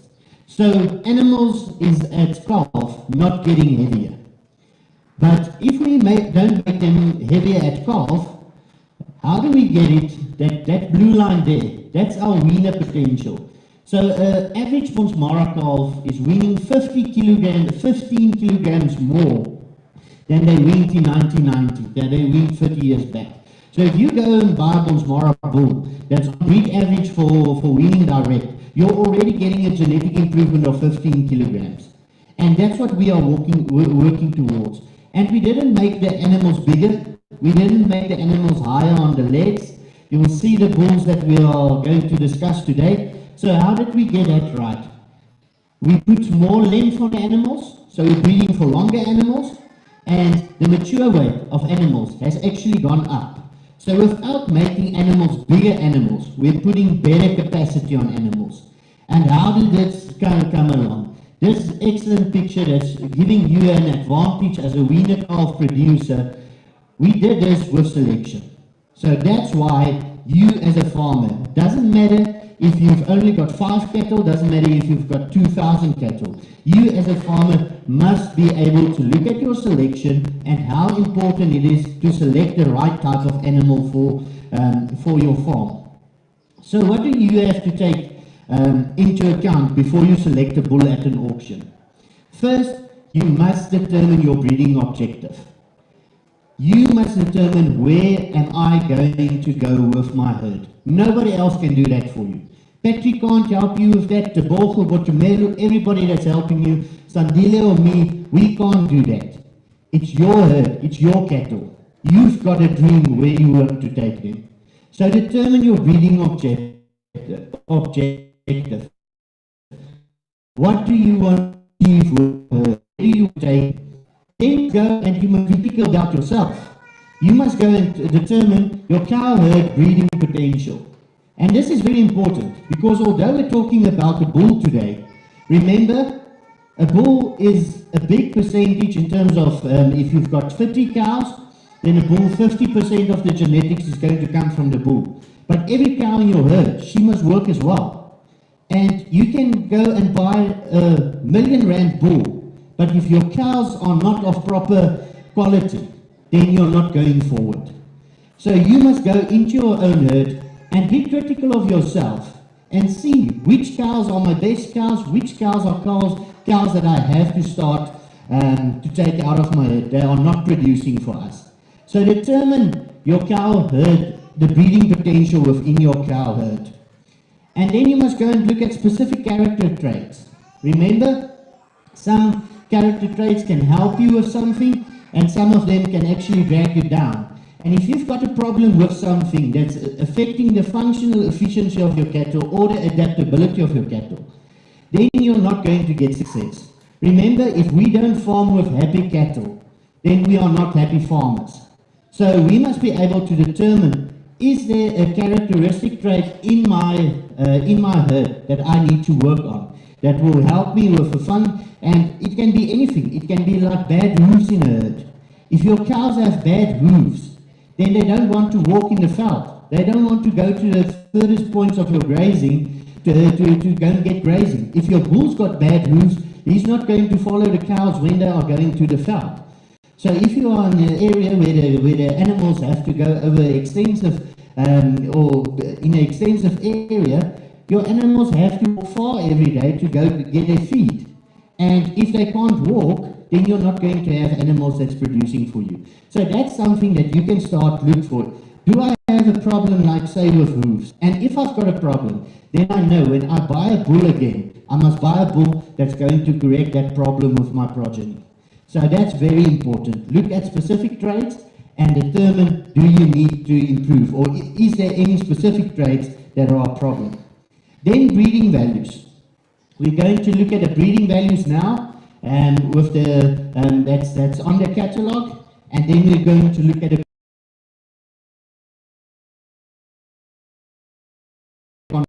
conformation.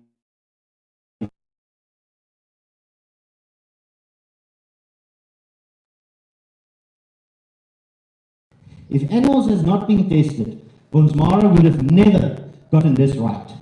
So that's why it's so important. If you want to buy an animal, buy it from a respected breeder, buy it from a breeder that's registered with the Bonsmara Society, and remember, if it doesn't have this B brand on the shoulder, it's not a Bonsmara bull. You can tell the people, if you get to somebody and he wants to sell you a red bull that doesn't have that B brand, you tell him, we sell this food sack, it's not a Bonsmara. So please, look at it and be sure to buy from a registered breeder. Because buying from a registered breeder, and remember, when you go to select your bull, this is very important as well. If you buy from a respectable breeder or a registered breeder, they've got their health management up to standard as well. And you saw what Dr. Fafa told you today. It can be so crucial with one animal that you don't know where that animal is coming from, that you brought into your herd. Your whole herd can at the end of the day be valueless. So that's why it's so important, buy from respectable breeders. So the breeding values, and lots of the time I get a question asked by people, what's more important, conformation or breeding values? The one is not more important than the other. If you want to select the right type of bull, it must be a bull that's 100% breeding values, 100% conformation. You can't say I'm using 50% or 60% breeding values and only 40% conformation. It's 100-100. You must take both into account if you want to make the right selection. So this is how the Bonsmara catalogue looks, and it can be very confusing. When you see it for the first time, it can be very confusing. But if you break it down for yourself, then the Bonsmara catalogue is actually quite easy, and it helps you to make a better selection for your type of animal. So as you can see here, we've got 3 animals per page, and then we've got lots of information about every animal. So what's that information? That first part is all the animal and the pedigree information. So it tells you where does this animal come from, who's the breeder of the animal, who was the father, who was the mother, and also it gives you some information about how the mother, how the grandmother on the sire side has performed. So that's the progeny or the pedigree information. So you can exactly see where is this animal coming from who was it bred, and what genetics was used with this animal. Then we've got our breeding value indexes. And for you that's here today, it's very important. And that's one of the biggest changes that we made to the new catalogue that we've been using since the start of last year. 100 is breed average. Whatever is above 100 is better than breed average. If it's under 100, then it's a bit below breed average. But very, very important. Don't think just because there's an index that's under 100, a bull can't be bought, or there's something wrong with the bull. Remember, most of our animals lie between 90 and 110. And even animals that's below 80 is still fine, because if that's a specific trait that your cows are already strong for, then your herd can accommodate that. So don't look at a catalogue and say to yourself, something is below 100, I buy this bull. If you don't have a problem with that trait, you can still buy that bull with lots of confidence. I'm going to break that down for you a bit later when we're looking at the bulls for different reasons. And this is another thing that we especially developed to make it for our commercial farmers to read a catalogue, and it's our selection values or our super values. And they explain themselves. If you look at them on the catalogue, calving is value. So that value says exactly what you want to know. How is this one calving is? The call value. What is this bull's potential to breed good winner calls for me? Fertility value. How will this bull be with breeding replacement females for my herd? So if you're looking to breed replacement females, then you're going to look at a fertility value. Maintenance value. What is this bull's good maintenance on the veld going to be? And remember, we're trying, that's why Nick's got all these phase C stations. The way that farming has been moving, we must get animals that's eating less grass, producing more meat. So maintenance is a very important factor that we have to take into account. And then cow value. The cow value, as you'll see on the catalogue, the cow value is for the selection of fertile cows with low maintenance that calf easy but still give a heavy weaner calf. So it's basically it's trying to capture everything in one, but it's not that easy. We'll see that a bit later. Then growth value and carcass value. So look at the 7 selection values. We've put them into the catalogue for you to be better at letting when you look at a catalogue. So although there's lots of information, and this information you can go look at yourself, everything is very well explained, and it's in every Bonsmara catalogue. You'll see this information, and it will tell you is something more profitable, less profitable, etc. And then last of all, we brought in as well myostatin status, so that's double muscling, and is the animal a normal animal, so it's not a carrier of any double muscling gene. One is a heterozygous and a 2 is a homozygous.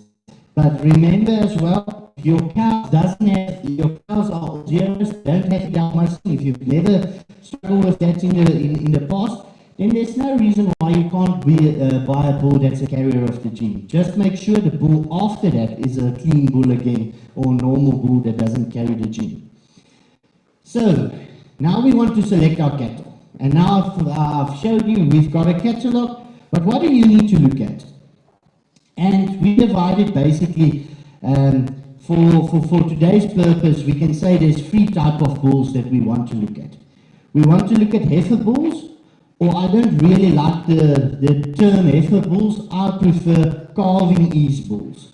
So bulls that will provide calving ease for me in my herd. I'm not going to struggle with my calves when they are born. The cows are going to be calving by themselves without me pulling any calves. So if you're looking at calving ease bulls, We will get an animal that will give you a calf that's lightweight when it's at birth, but it must still have enough genetic potential for growth. Because remember, out of every heifer that you make, you're also going to sell a weaner calf. You're also going to keep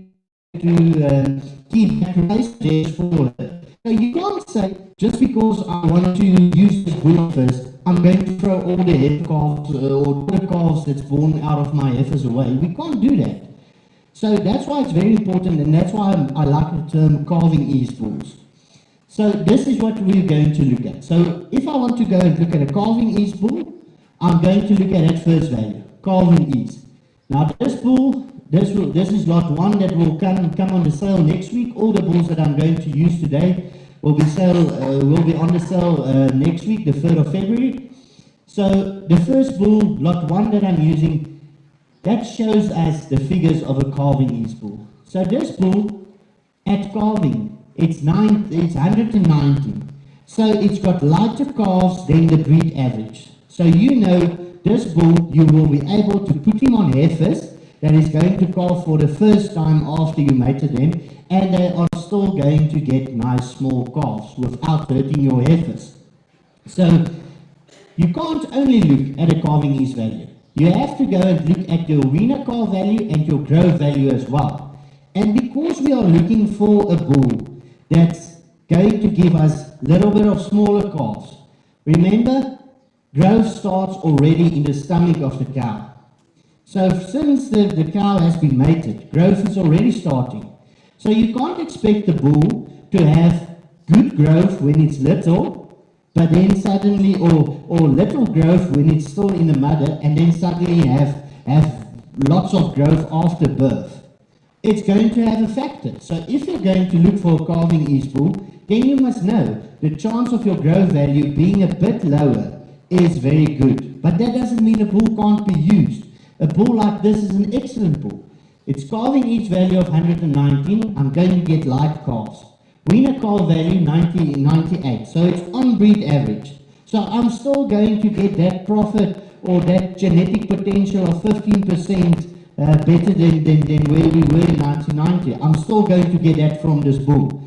And then the growth value after weaning is 91, which is fine because we said between 90 and 110 is where most of the animals lie. So this bull, I will know I can use it on confidence in terms of its figures. And then comes the important part, and that we will do when I bring the bull in. Then you must go and look.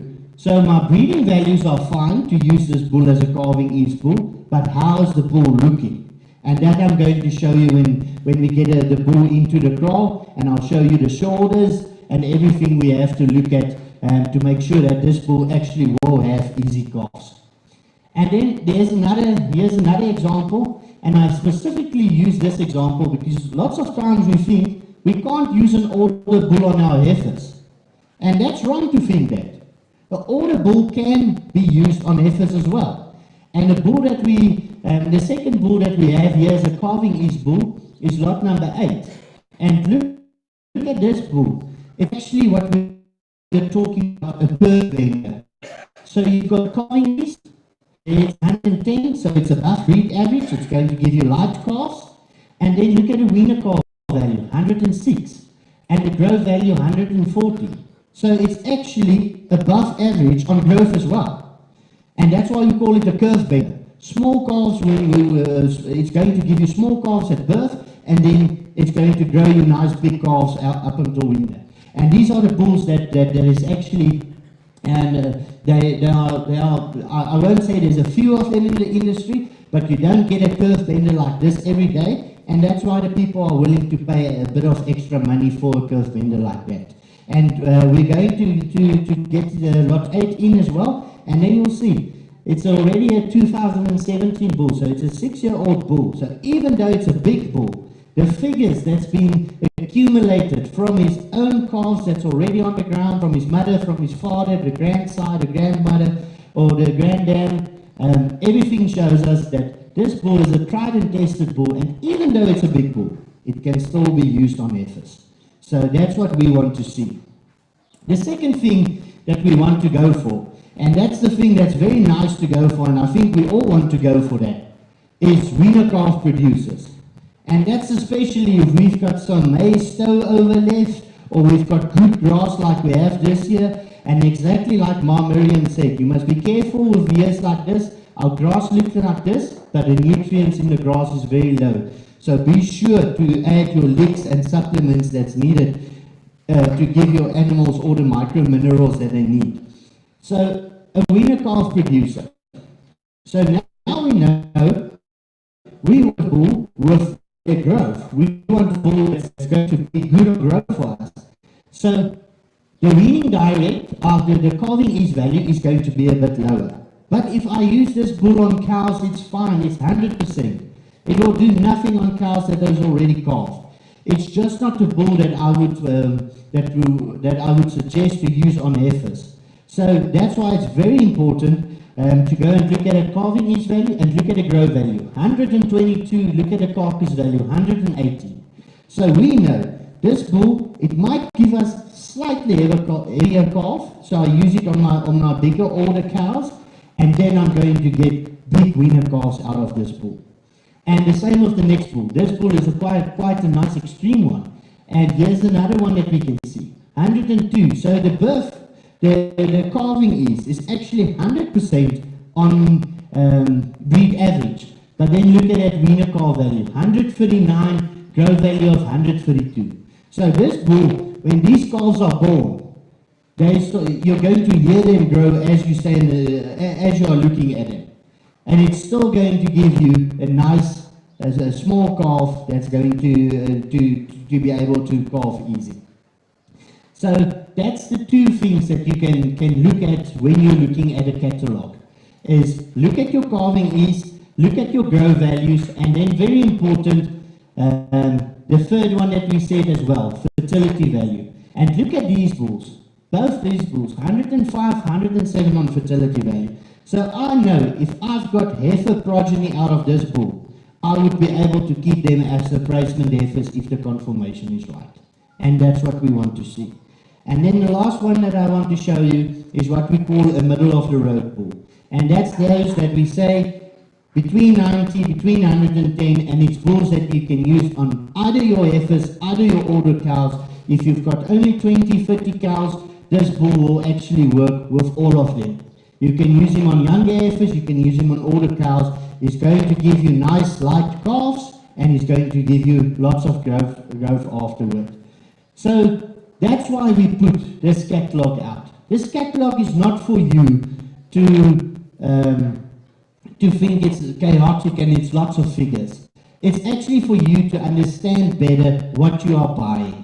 I mean, if you go to buy a new bakkie, you ask the guys, what is the specs of the bakkie? How strong is the engine? How big is the fuel tank? How far can it go? How many liters it used per 100 kilometers? You ask them all that things. Now that's what a catalogue is. And remember, if you are buying from a registered breeder, he's got these figures are not only available at a sale. If you go and buy from a guy on the farm, then you can just ask us at Bosmara SA and we send these figures to him. So don't think just because you're buying that suddenly there's no breeding values. If it's a registered bull and a registered breeder, we can still send you the breeding values for the cow or the bull that you're going to buy. So at the end of the day, determine your breeding objective and select accordingly. Use the catalogue as an addition for the phenotype you want to. And remember, that's very, very important. You must do the phenotype that you like. Remember, it's your farm, it's you that's farming with that animal. And all of us got a type that we like. And farm with the type of animals that you prefer. Do not chase single traits. You can't go on a catalogue and only look at one value. If you're going to look at one value, you're going to make a mistake. Always look at a combination of values like I've shown you now in the catalogue. And then discuss your selection with the farmer or the expert. If you want to come to SERNICK, there's lots of people at SERNICK that can help you. I'm open, my door's always open. If you want to go to somebody and you want to go and buy a bull from them, you're more than welcome to call me. Call me, Sandile, Bernard that's at the office with us as well, that's also working the field. Lots of you have seen him on Farmers Days as well. You can call us and you can ask. I'm interested in this bull. Louis, what do you think this bull will bring to the table for me as a breeder? So speak with the farmers, speak with the experts, ask the guys from SERNICK if you want to come to the sale, and they will help you. And then, most of all, remember, enjoy it. It's an investment that you're making into the future of your herd. And if you don't enjoy the bull that you're buying, then you're going to be disappointed every time you go to your cattle. So make sure you're doing the right selection and you're buying a bull that's actually catching your attention when you are at the sale and it's going to complement your herd. So that's from my side. I don't know if there's any questions that you want to ask about a presentation, and then we're quickly going to clear out here and bring in the bulls, and on the bulls you can ask questions as well. But is there any questions at this moment that somebody wants to ask? Okay, then we're quickly going to clear out, and then I'm going to discuss some bulls here in the ring for you.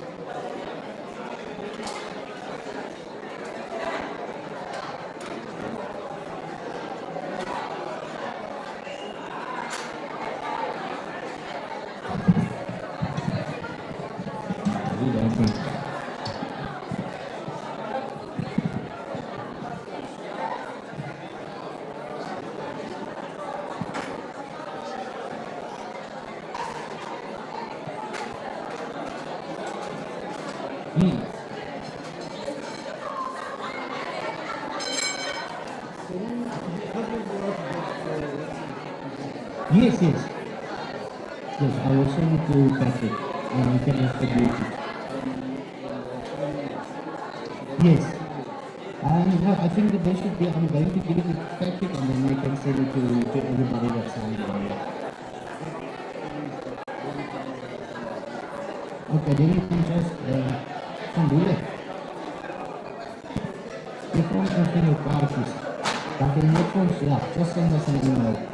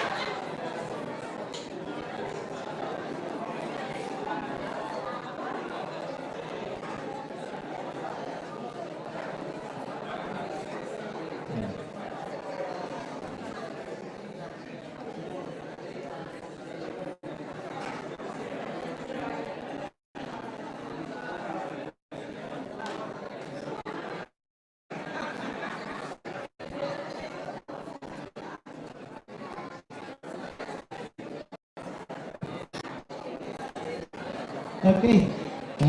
Yeah, if everybody, if you can quiet down a bit.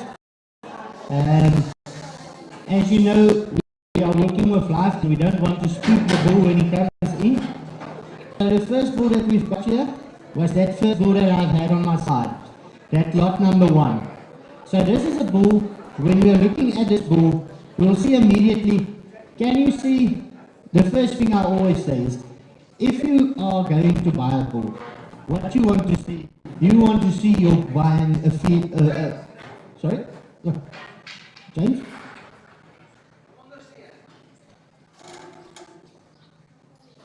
Yeah, let's just put the lights on here, then you can see him better as well. So the first thing that you want to see, you want to know it's a bull. You want a bull to look like a bull and a female animal to look like a female animal.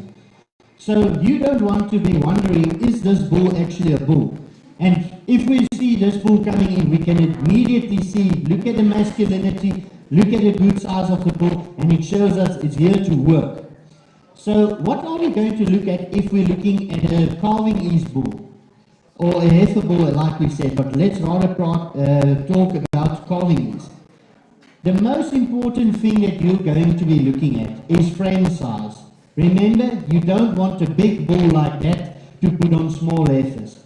So this bull is excellent example of a nice medium frame Bonsmara bull. This is the right size and the right type that we want to see.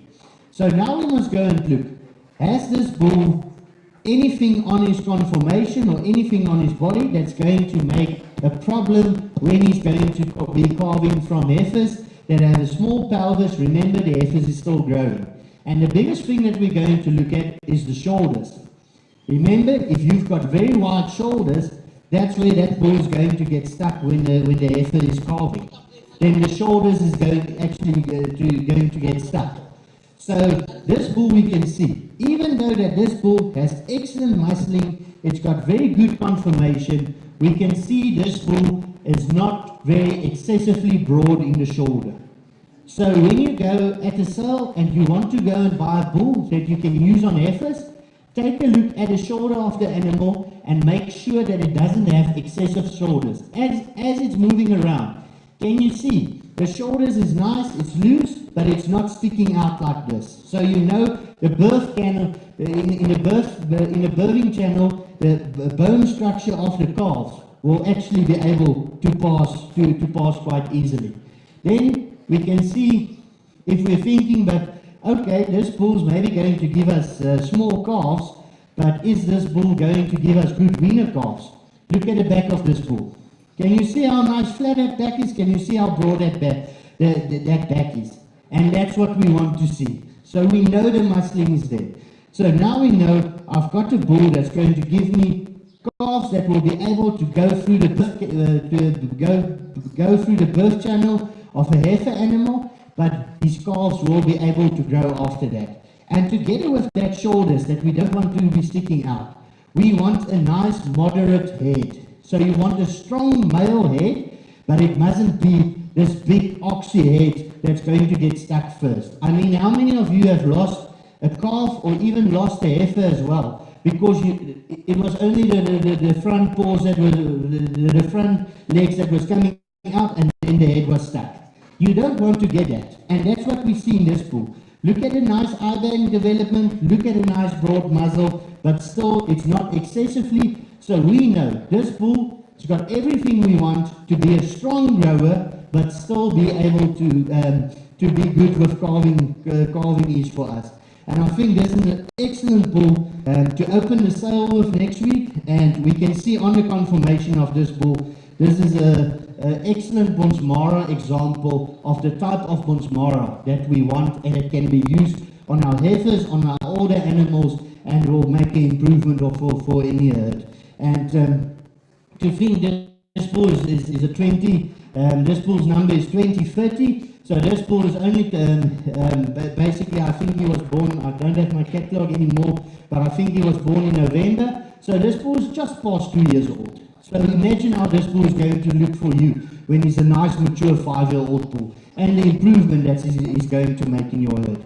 But excellent example of what we want to see with a nice medium frame animal, calving ease, and look at all the functional efficient traits.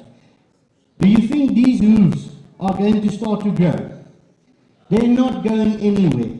Nice, rounded off, good hooves, good placement of the hooves. Look how easily the bull walks around. It doesn't struggle to walk. So even though your cows has to walk far for the grass every day, this bull will be able to go with them and will be mating them through the day. Because at the end of the day, if the hooves are not working, if the bull can't walk, he's not going to go with the cows to the field, and you're missing the cows that's coming on it. Excellent example, and I think we can actually applaud Nick with a great bull that he did. Pieter, hy kom maar uitgaan asseblief. And look at this as well. One of the big things that we, Pieter staan het goed daar asseblief. One of the big things that since the beginning of the Bonsmara, that's been one of our inspection codes that we are working on, is temperament. You don't want animals that's temperamental. And I mean, look at this. We have full walls sitting here. I'm talking loud out of the mic, and this bull's got an excellent temperament. And something that Nick taught me as well now, that you can very nicely see on this book, we're talking about happy lines. And these happy lines, do you see them on the side of the bull? Look at that happy lines. Now we call them happy lines, and what that lines actually are, that's here on the side of the bull, that's muscles. And that muscles comes with the Afrikaner traits, and it's an adaptability factor because those muscle moves when the flies is going to sit on the bull. So that's why happy lines is important. So it's not just something that we're looking at because it's nice to look at. It actually shows us this bull is adaptable to our African environment because when the flies and the fleas go and sit on him, the happy lines will move. So this is the second bull that we discussed. And this bull is lot number 8 on the sale. And this is the bull that I showed you. This bull is already, it's just past 5 years old now. It's got excellent heifer conformation figures. And this bull has been used in SERNICK's herd on very good success on heifers. So it's just to show you, when you go and look at a bull, don't think just because the bull's bigger, it can't be used on heifers anymore. Look at the same things that we taught. Do you see the head? It's got a nice strong head without being over-muscular in the head. And look at the shoulders. Even though that this bull is carrying lots of meat, it doesn't have shoulders like this that will be stuck in the birth channel. So always be on the lookout and make sure that when you go, don't look only at the size or the age of the bull. An older bull can work just as well as a heifer bull. An excellent bull is, and is there something that you also see on this bull that can actually be a positive on this bull? There's happy lines, and what do you see in the head of this bull? Here on top. This is a polled bull as well. So with this bull, and I think if I'm correct, Nick, this bull is a homozygous polled. So this bull, doesn't matter if you've got cows that have horns, all these calves will be polled as well. So if you buy a bull like this bull, then there's actually not going to be any calves that you need to dehorn. But just to show you an older bull with the same traits that we want and still a bull that can be used on heifers, and I think it was an excellent, and SERNICK bought it from another breeder. They used it with success on their own herd, and now they've got enough calves, so now they're willing to pass it on to the next person. Okay, kom maar gaan, Pieter. Nee.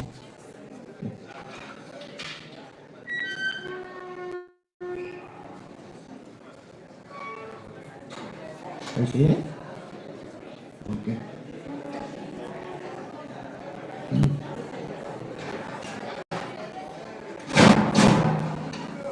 James says this bull, when he comes into the ring, is a bit more lively.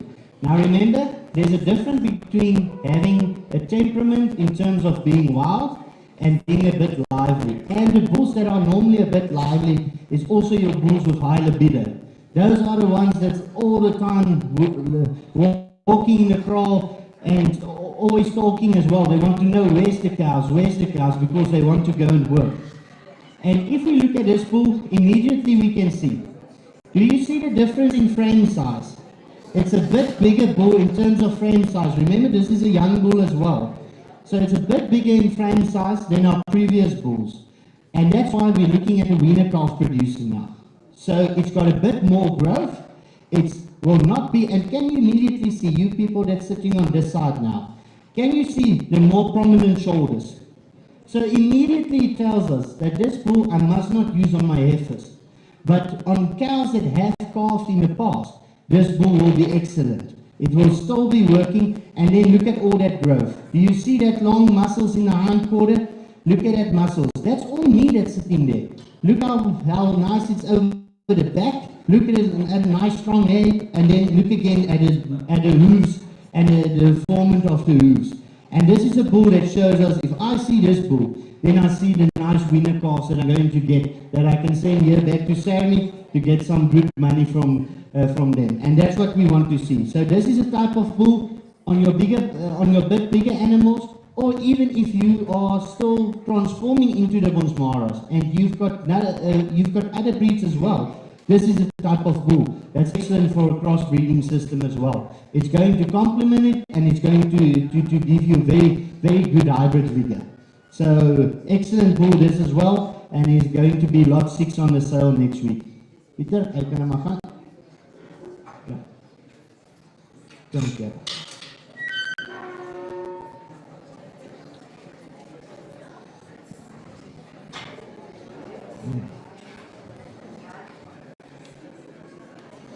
And then we see again what Nick said about a temperament. Even though that bull doesn't like to be in an environment like that, it did nothing. It just stood there. It doesn't like somebody to be in the ring with it, but it doesn't go and try and bump the kraals. And that's very important.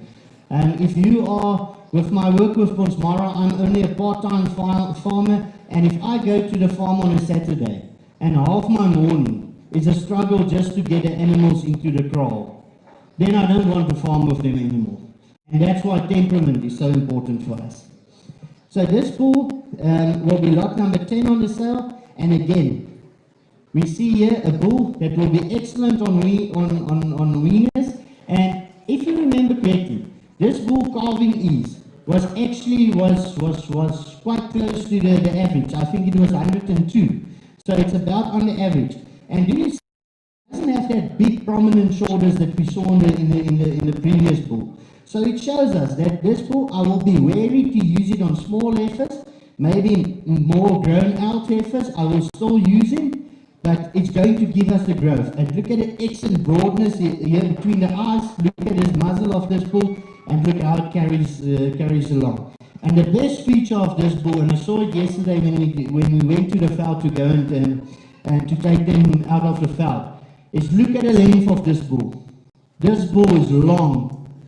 And studies have shown that for each centimeter that you're putting on a bull, they're talking about 10 kilograms. The Americans talk about an inch is 25 kilograms. So remember, the longer I can get my bulls, the longer I can get my animals, it's more weight. It's still the same calf that's coming out of the cow, but I'm putting more weight towards growth.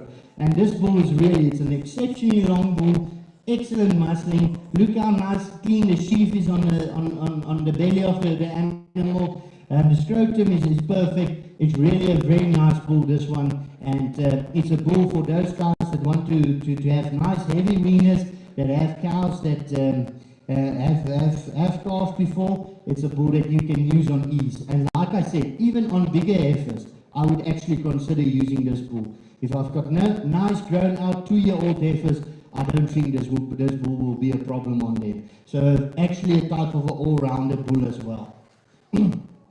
Peter, jy kan hom maar laat gaan.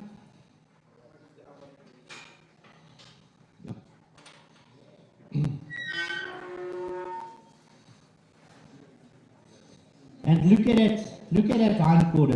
It's filled up totally. And that's what you want to see. Remember, you are selling, and why is it important for us? Like stuff like that hind quarter, that's something that's actually more for the abattoir, that's on the carcass. Because remember, if you're selling animals, then the feeder that you're selling to, they are at the end of the day going to send it to the abattoir. If they know they are buying from a farmer that's got excellent animals, that's got nice fold out hind quarters, then they're going to give you more for your weaner calf as well. So that's why it's important. It's not only the breeder that's benefiting from them, everybody is benefiting from that. So this is the last bull that we're going to see, and this bull we can see very nice middle of the road type of bull. Look at how nice broad it is over the shoulder, and as you can see, we're looking at a nice medium frame animal. It's got a very nice medium frame. Look at the muscling that it has, and we're going to look at the breeding values. And if we go and look at the breeding values, we saw everything is between 90 and 110, and that's what we want. So this bull that you can easily use on all your cows, your heifers, and your order animals alike. And I think it's a bull that shows us the good traits that's there in the Bonsmara, the good muscling that you can get, and the type of bull that we want to breed with. Again, look at the good hooves on this bull, very nice hoof, and look at the length. Excellent length in this animal, and yeah, you will be lot 4 on the sale. Peter, ek dink hy kan uitgaan, and then we can take some questions as well. Yes or Nick?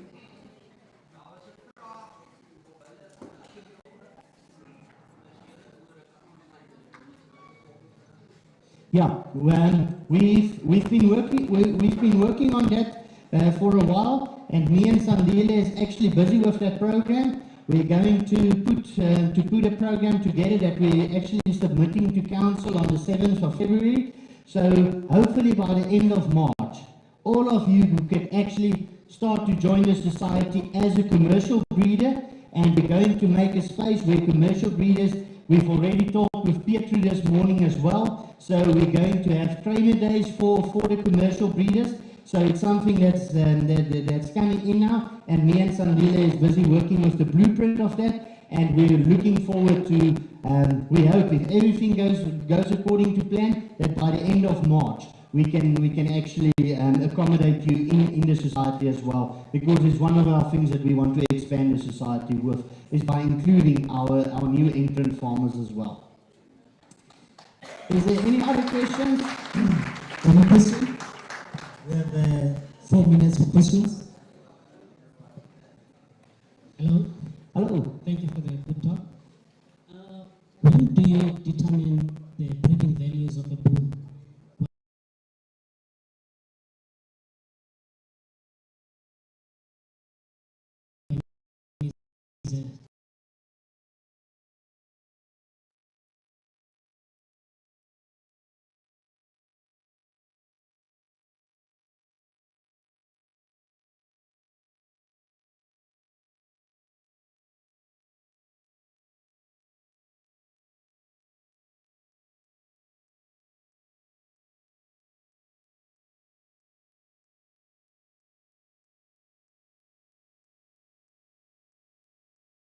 Animal's breeding values can vary throughout his lifetime, but the 90% of the determination comes with the birth weight that comes in, then with the weaning weight, and then with the growth test like they do here with the phase C. Most of your breeding values is being determined by that, and then it's just only influenced with progeny and brothers of the bull and so on that's performing better or better than their groups, or even if they are not performing as good as the rest of the animals in their group, then the breeding values will be adjusted accordingly. So breeding values is actually throughout the life of a bull. It never stops. Thank you, Waka presentation now. I would like to know what is the average weight of this big animal? If you're looking at the big animals that's going to a sale that's been rounded off, you're normally looking between 800 and 850 kilograms. Your average Bonsmara cow that's on the veld should be around 500 kilograms. Our average is around 500.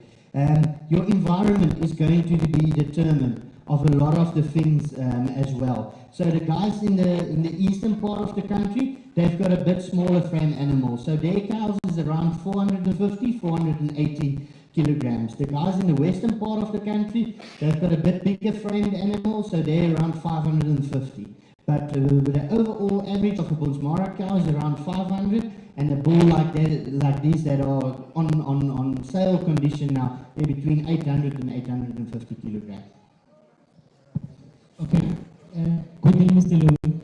Yes, I wanted to know what's the determining factor on the bull that is it if it's the bull is a late maturing, early maturing, or medium maturing bull, and how does that contribute towards the progeny? Would it contribute maybe if the progeny is heifer, the amount of time it would take before it could be ready to conceive? It's an excellent question, and it's very important, and that's one of the things that I want to refer back to what I said in my presentation. You must go and determine the breeding objective and the breeding potential of your cows. So you must go and look, what are my cows doing in their environment? And if I see, but my cows are starting to get a bit late maturing, a bit bigger frame cows, and they are struggling during the winter, they are losing body condition score, then you know your frame size of the cows is not right for your type area. So then I would say, go and use an early maturing bull on those cows so that you can bring the progeny that you want to bring into your herd, bring them a bit down, being a more medium frame animal. So remember, lot of breeding, and we've got all the figures and we've got everything, but a big part of breeding comes from observation. You must observe your animals. You're going to know if your animals are happy in the veld by determining how they are looking in the winter, how they are changing during the summer. When it starts to get fall, how they are changing from their summer coats back into winter. So that's why we always say, I was at a breeder last week and he told me and Sandile, one of the most important things, if you want to be a cattle farmer, your boots must always have some manure on it. Because if your boots doesn't have manure, you're not observe your cows, then you bring late maturing cows back to early maturing. If you see your cows is actually, they're nice and fat, but they're small type of cows, and you think, but your veld can actually handle a bit bigger frame or a bit heavier cow, then you can start using maybe a late maturing. But it's going to have a direct impact on your progeny. So if you're using late maturing, your heifers is going to be late maturing as well. So you're 100% correct there. There was another question. My name is Louis. My question is about the breeder club societies. What is the scale between like SERNICK breeding company and let's say the Free State Breeders Club? Because my question comes from saying there is a historic bull that was bought as a cooperative within farmers into a historic one called Maestro. It was bought from UP George. And when I did a little bit of some research about it, I saw that the structure of the bull is its frame is a little bit longer and a little bit short and most of the things. But my question is, when you buy a bull from a club, what is the difference from buying a bull from a club and buying it from a company? Thank you. Because after this sale, there will be a club sale. So there are some bulls that are being set aside for the club sale. So can you please just explain that for us? Yeah, so basically how it works at the Bonsmara for 2023, we've got 115 production sales that's on our calendar. Now, production sale can either be a single breeder on its own, so that's like SERNICK that's doing a sale with SERNICK's animals. And then you get a club sale where we've got like the Highveld Club, that's basically the Free State area, and that's lots of breeders that bring their animals together and then they do a sale. So it's animals from different breeders that you can actually buy.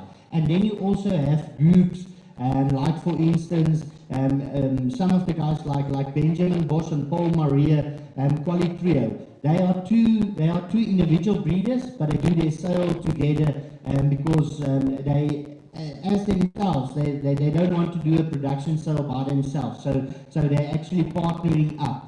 So you're always buying from, you'll always see on the catalog the registered of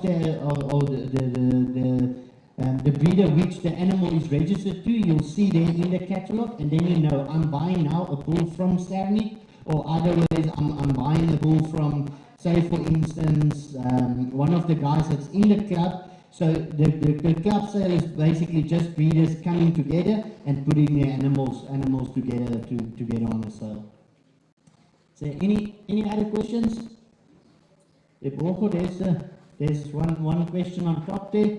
I think this will be the last question, and then I'm going to hand back over to Mr. Nick Sarfontaine.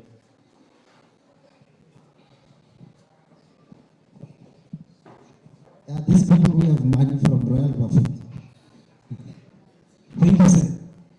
How would these bulls survive within the hard water area? In terms of the hard water area, that's very important. If you are in an area that is hard water, it's always better to try and buy bulls in your area. But remember, it doesn't mean you can't go and buy animals out of that area. You just need to be very specific on blocking the animals when they get to your farm. You have the right health management system. So SERNICK has sent lots of bulls to lots of areas that have hard water and red water, but be very vigilant. If you know it's coming out of an area which is not hard water resistant, then you must just block the bull there's a couple of you can block it with the blood or with the things when it gets to your farm. So it's very important. Always make sure which diseases is in the area where I'm buying the bull from. So thank you very much, and I want to applaud you guys as well. By being here, you're showing that you're willing to learn and that you want to improve your animals. And we as Bonsmara is privileged to have breeders like you coming into the system. Thank you very much. Yeah, I just want to make a comment, and that is there are about 33 beef cattle breeds in South Africa. 33. And Bonsmara is a dominant breed. About 45 to 50% of the beef cattle in South Africa is Bonsmara. And it's also the fastest growing breed in South Africa. Now that doesn't come by itself. It's a good breed, yes.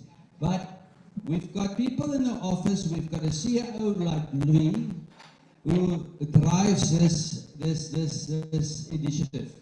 And that's why Zandile has been appointed. So if you don't farm with Bonsmara, you're stupid.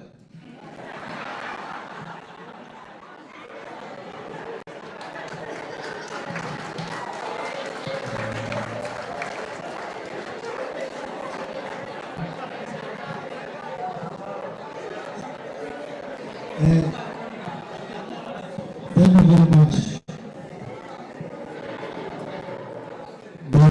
That was an uppercut.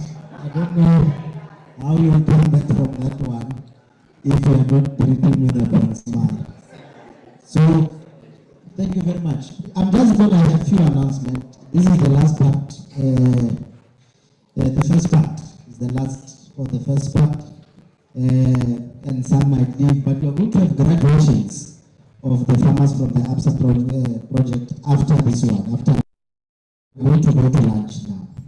But there are people who have previously who have done training with SERNICK, whether it's a short course or a long course, but didn't get their certificates.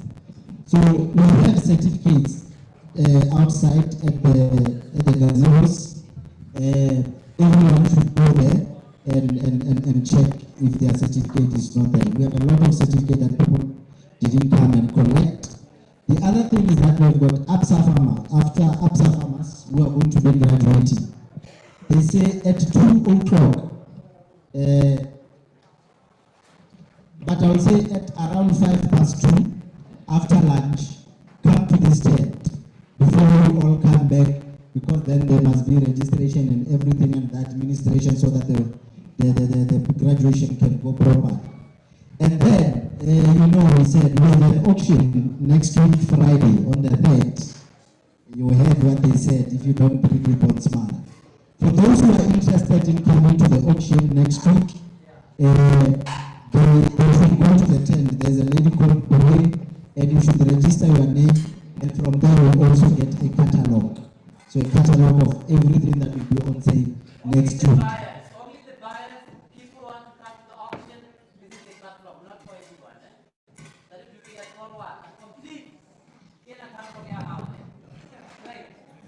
So those who are coming to buy, they should register there. So those are our announcements. Thank you very much for paying attention, and thank you very much for being with us. We'll see you on the second part.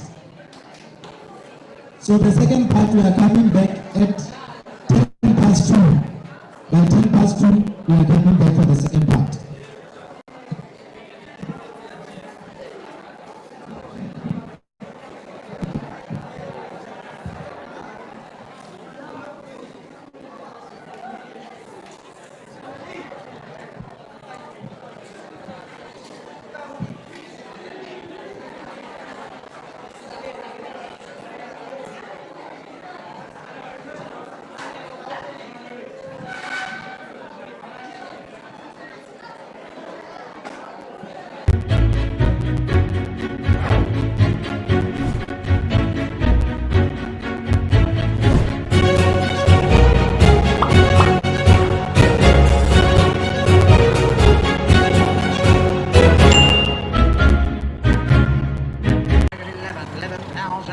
It's online on 11,000.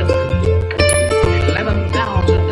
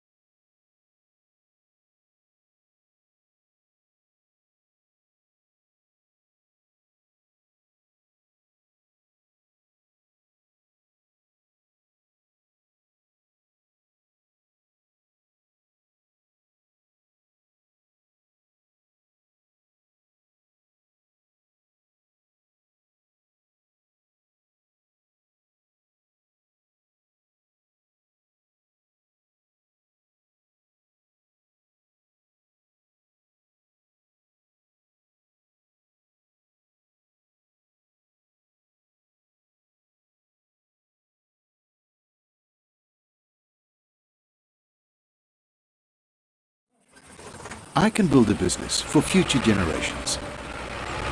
I can grow sustainably. With ABSA Agribusiness, you can navigate uncertain terrains, the cyclical, seasonal, volatile, in flux.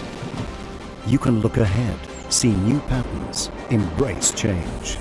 Machines learning, technology evolving, supply, demand. The rules of the game are shifting, the value chain diversifying. We are the partner that brings data-driven, insight-based decision-making, matching foresight with sustainable solutions. In an ever-changing landscape, find out how our team of specialists can help you build a business for the future. We do more so you can. That's Africanacity.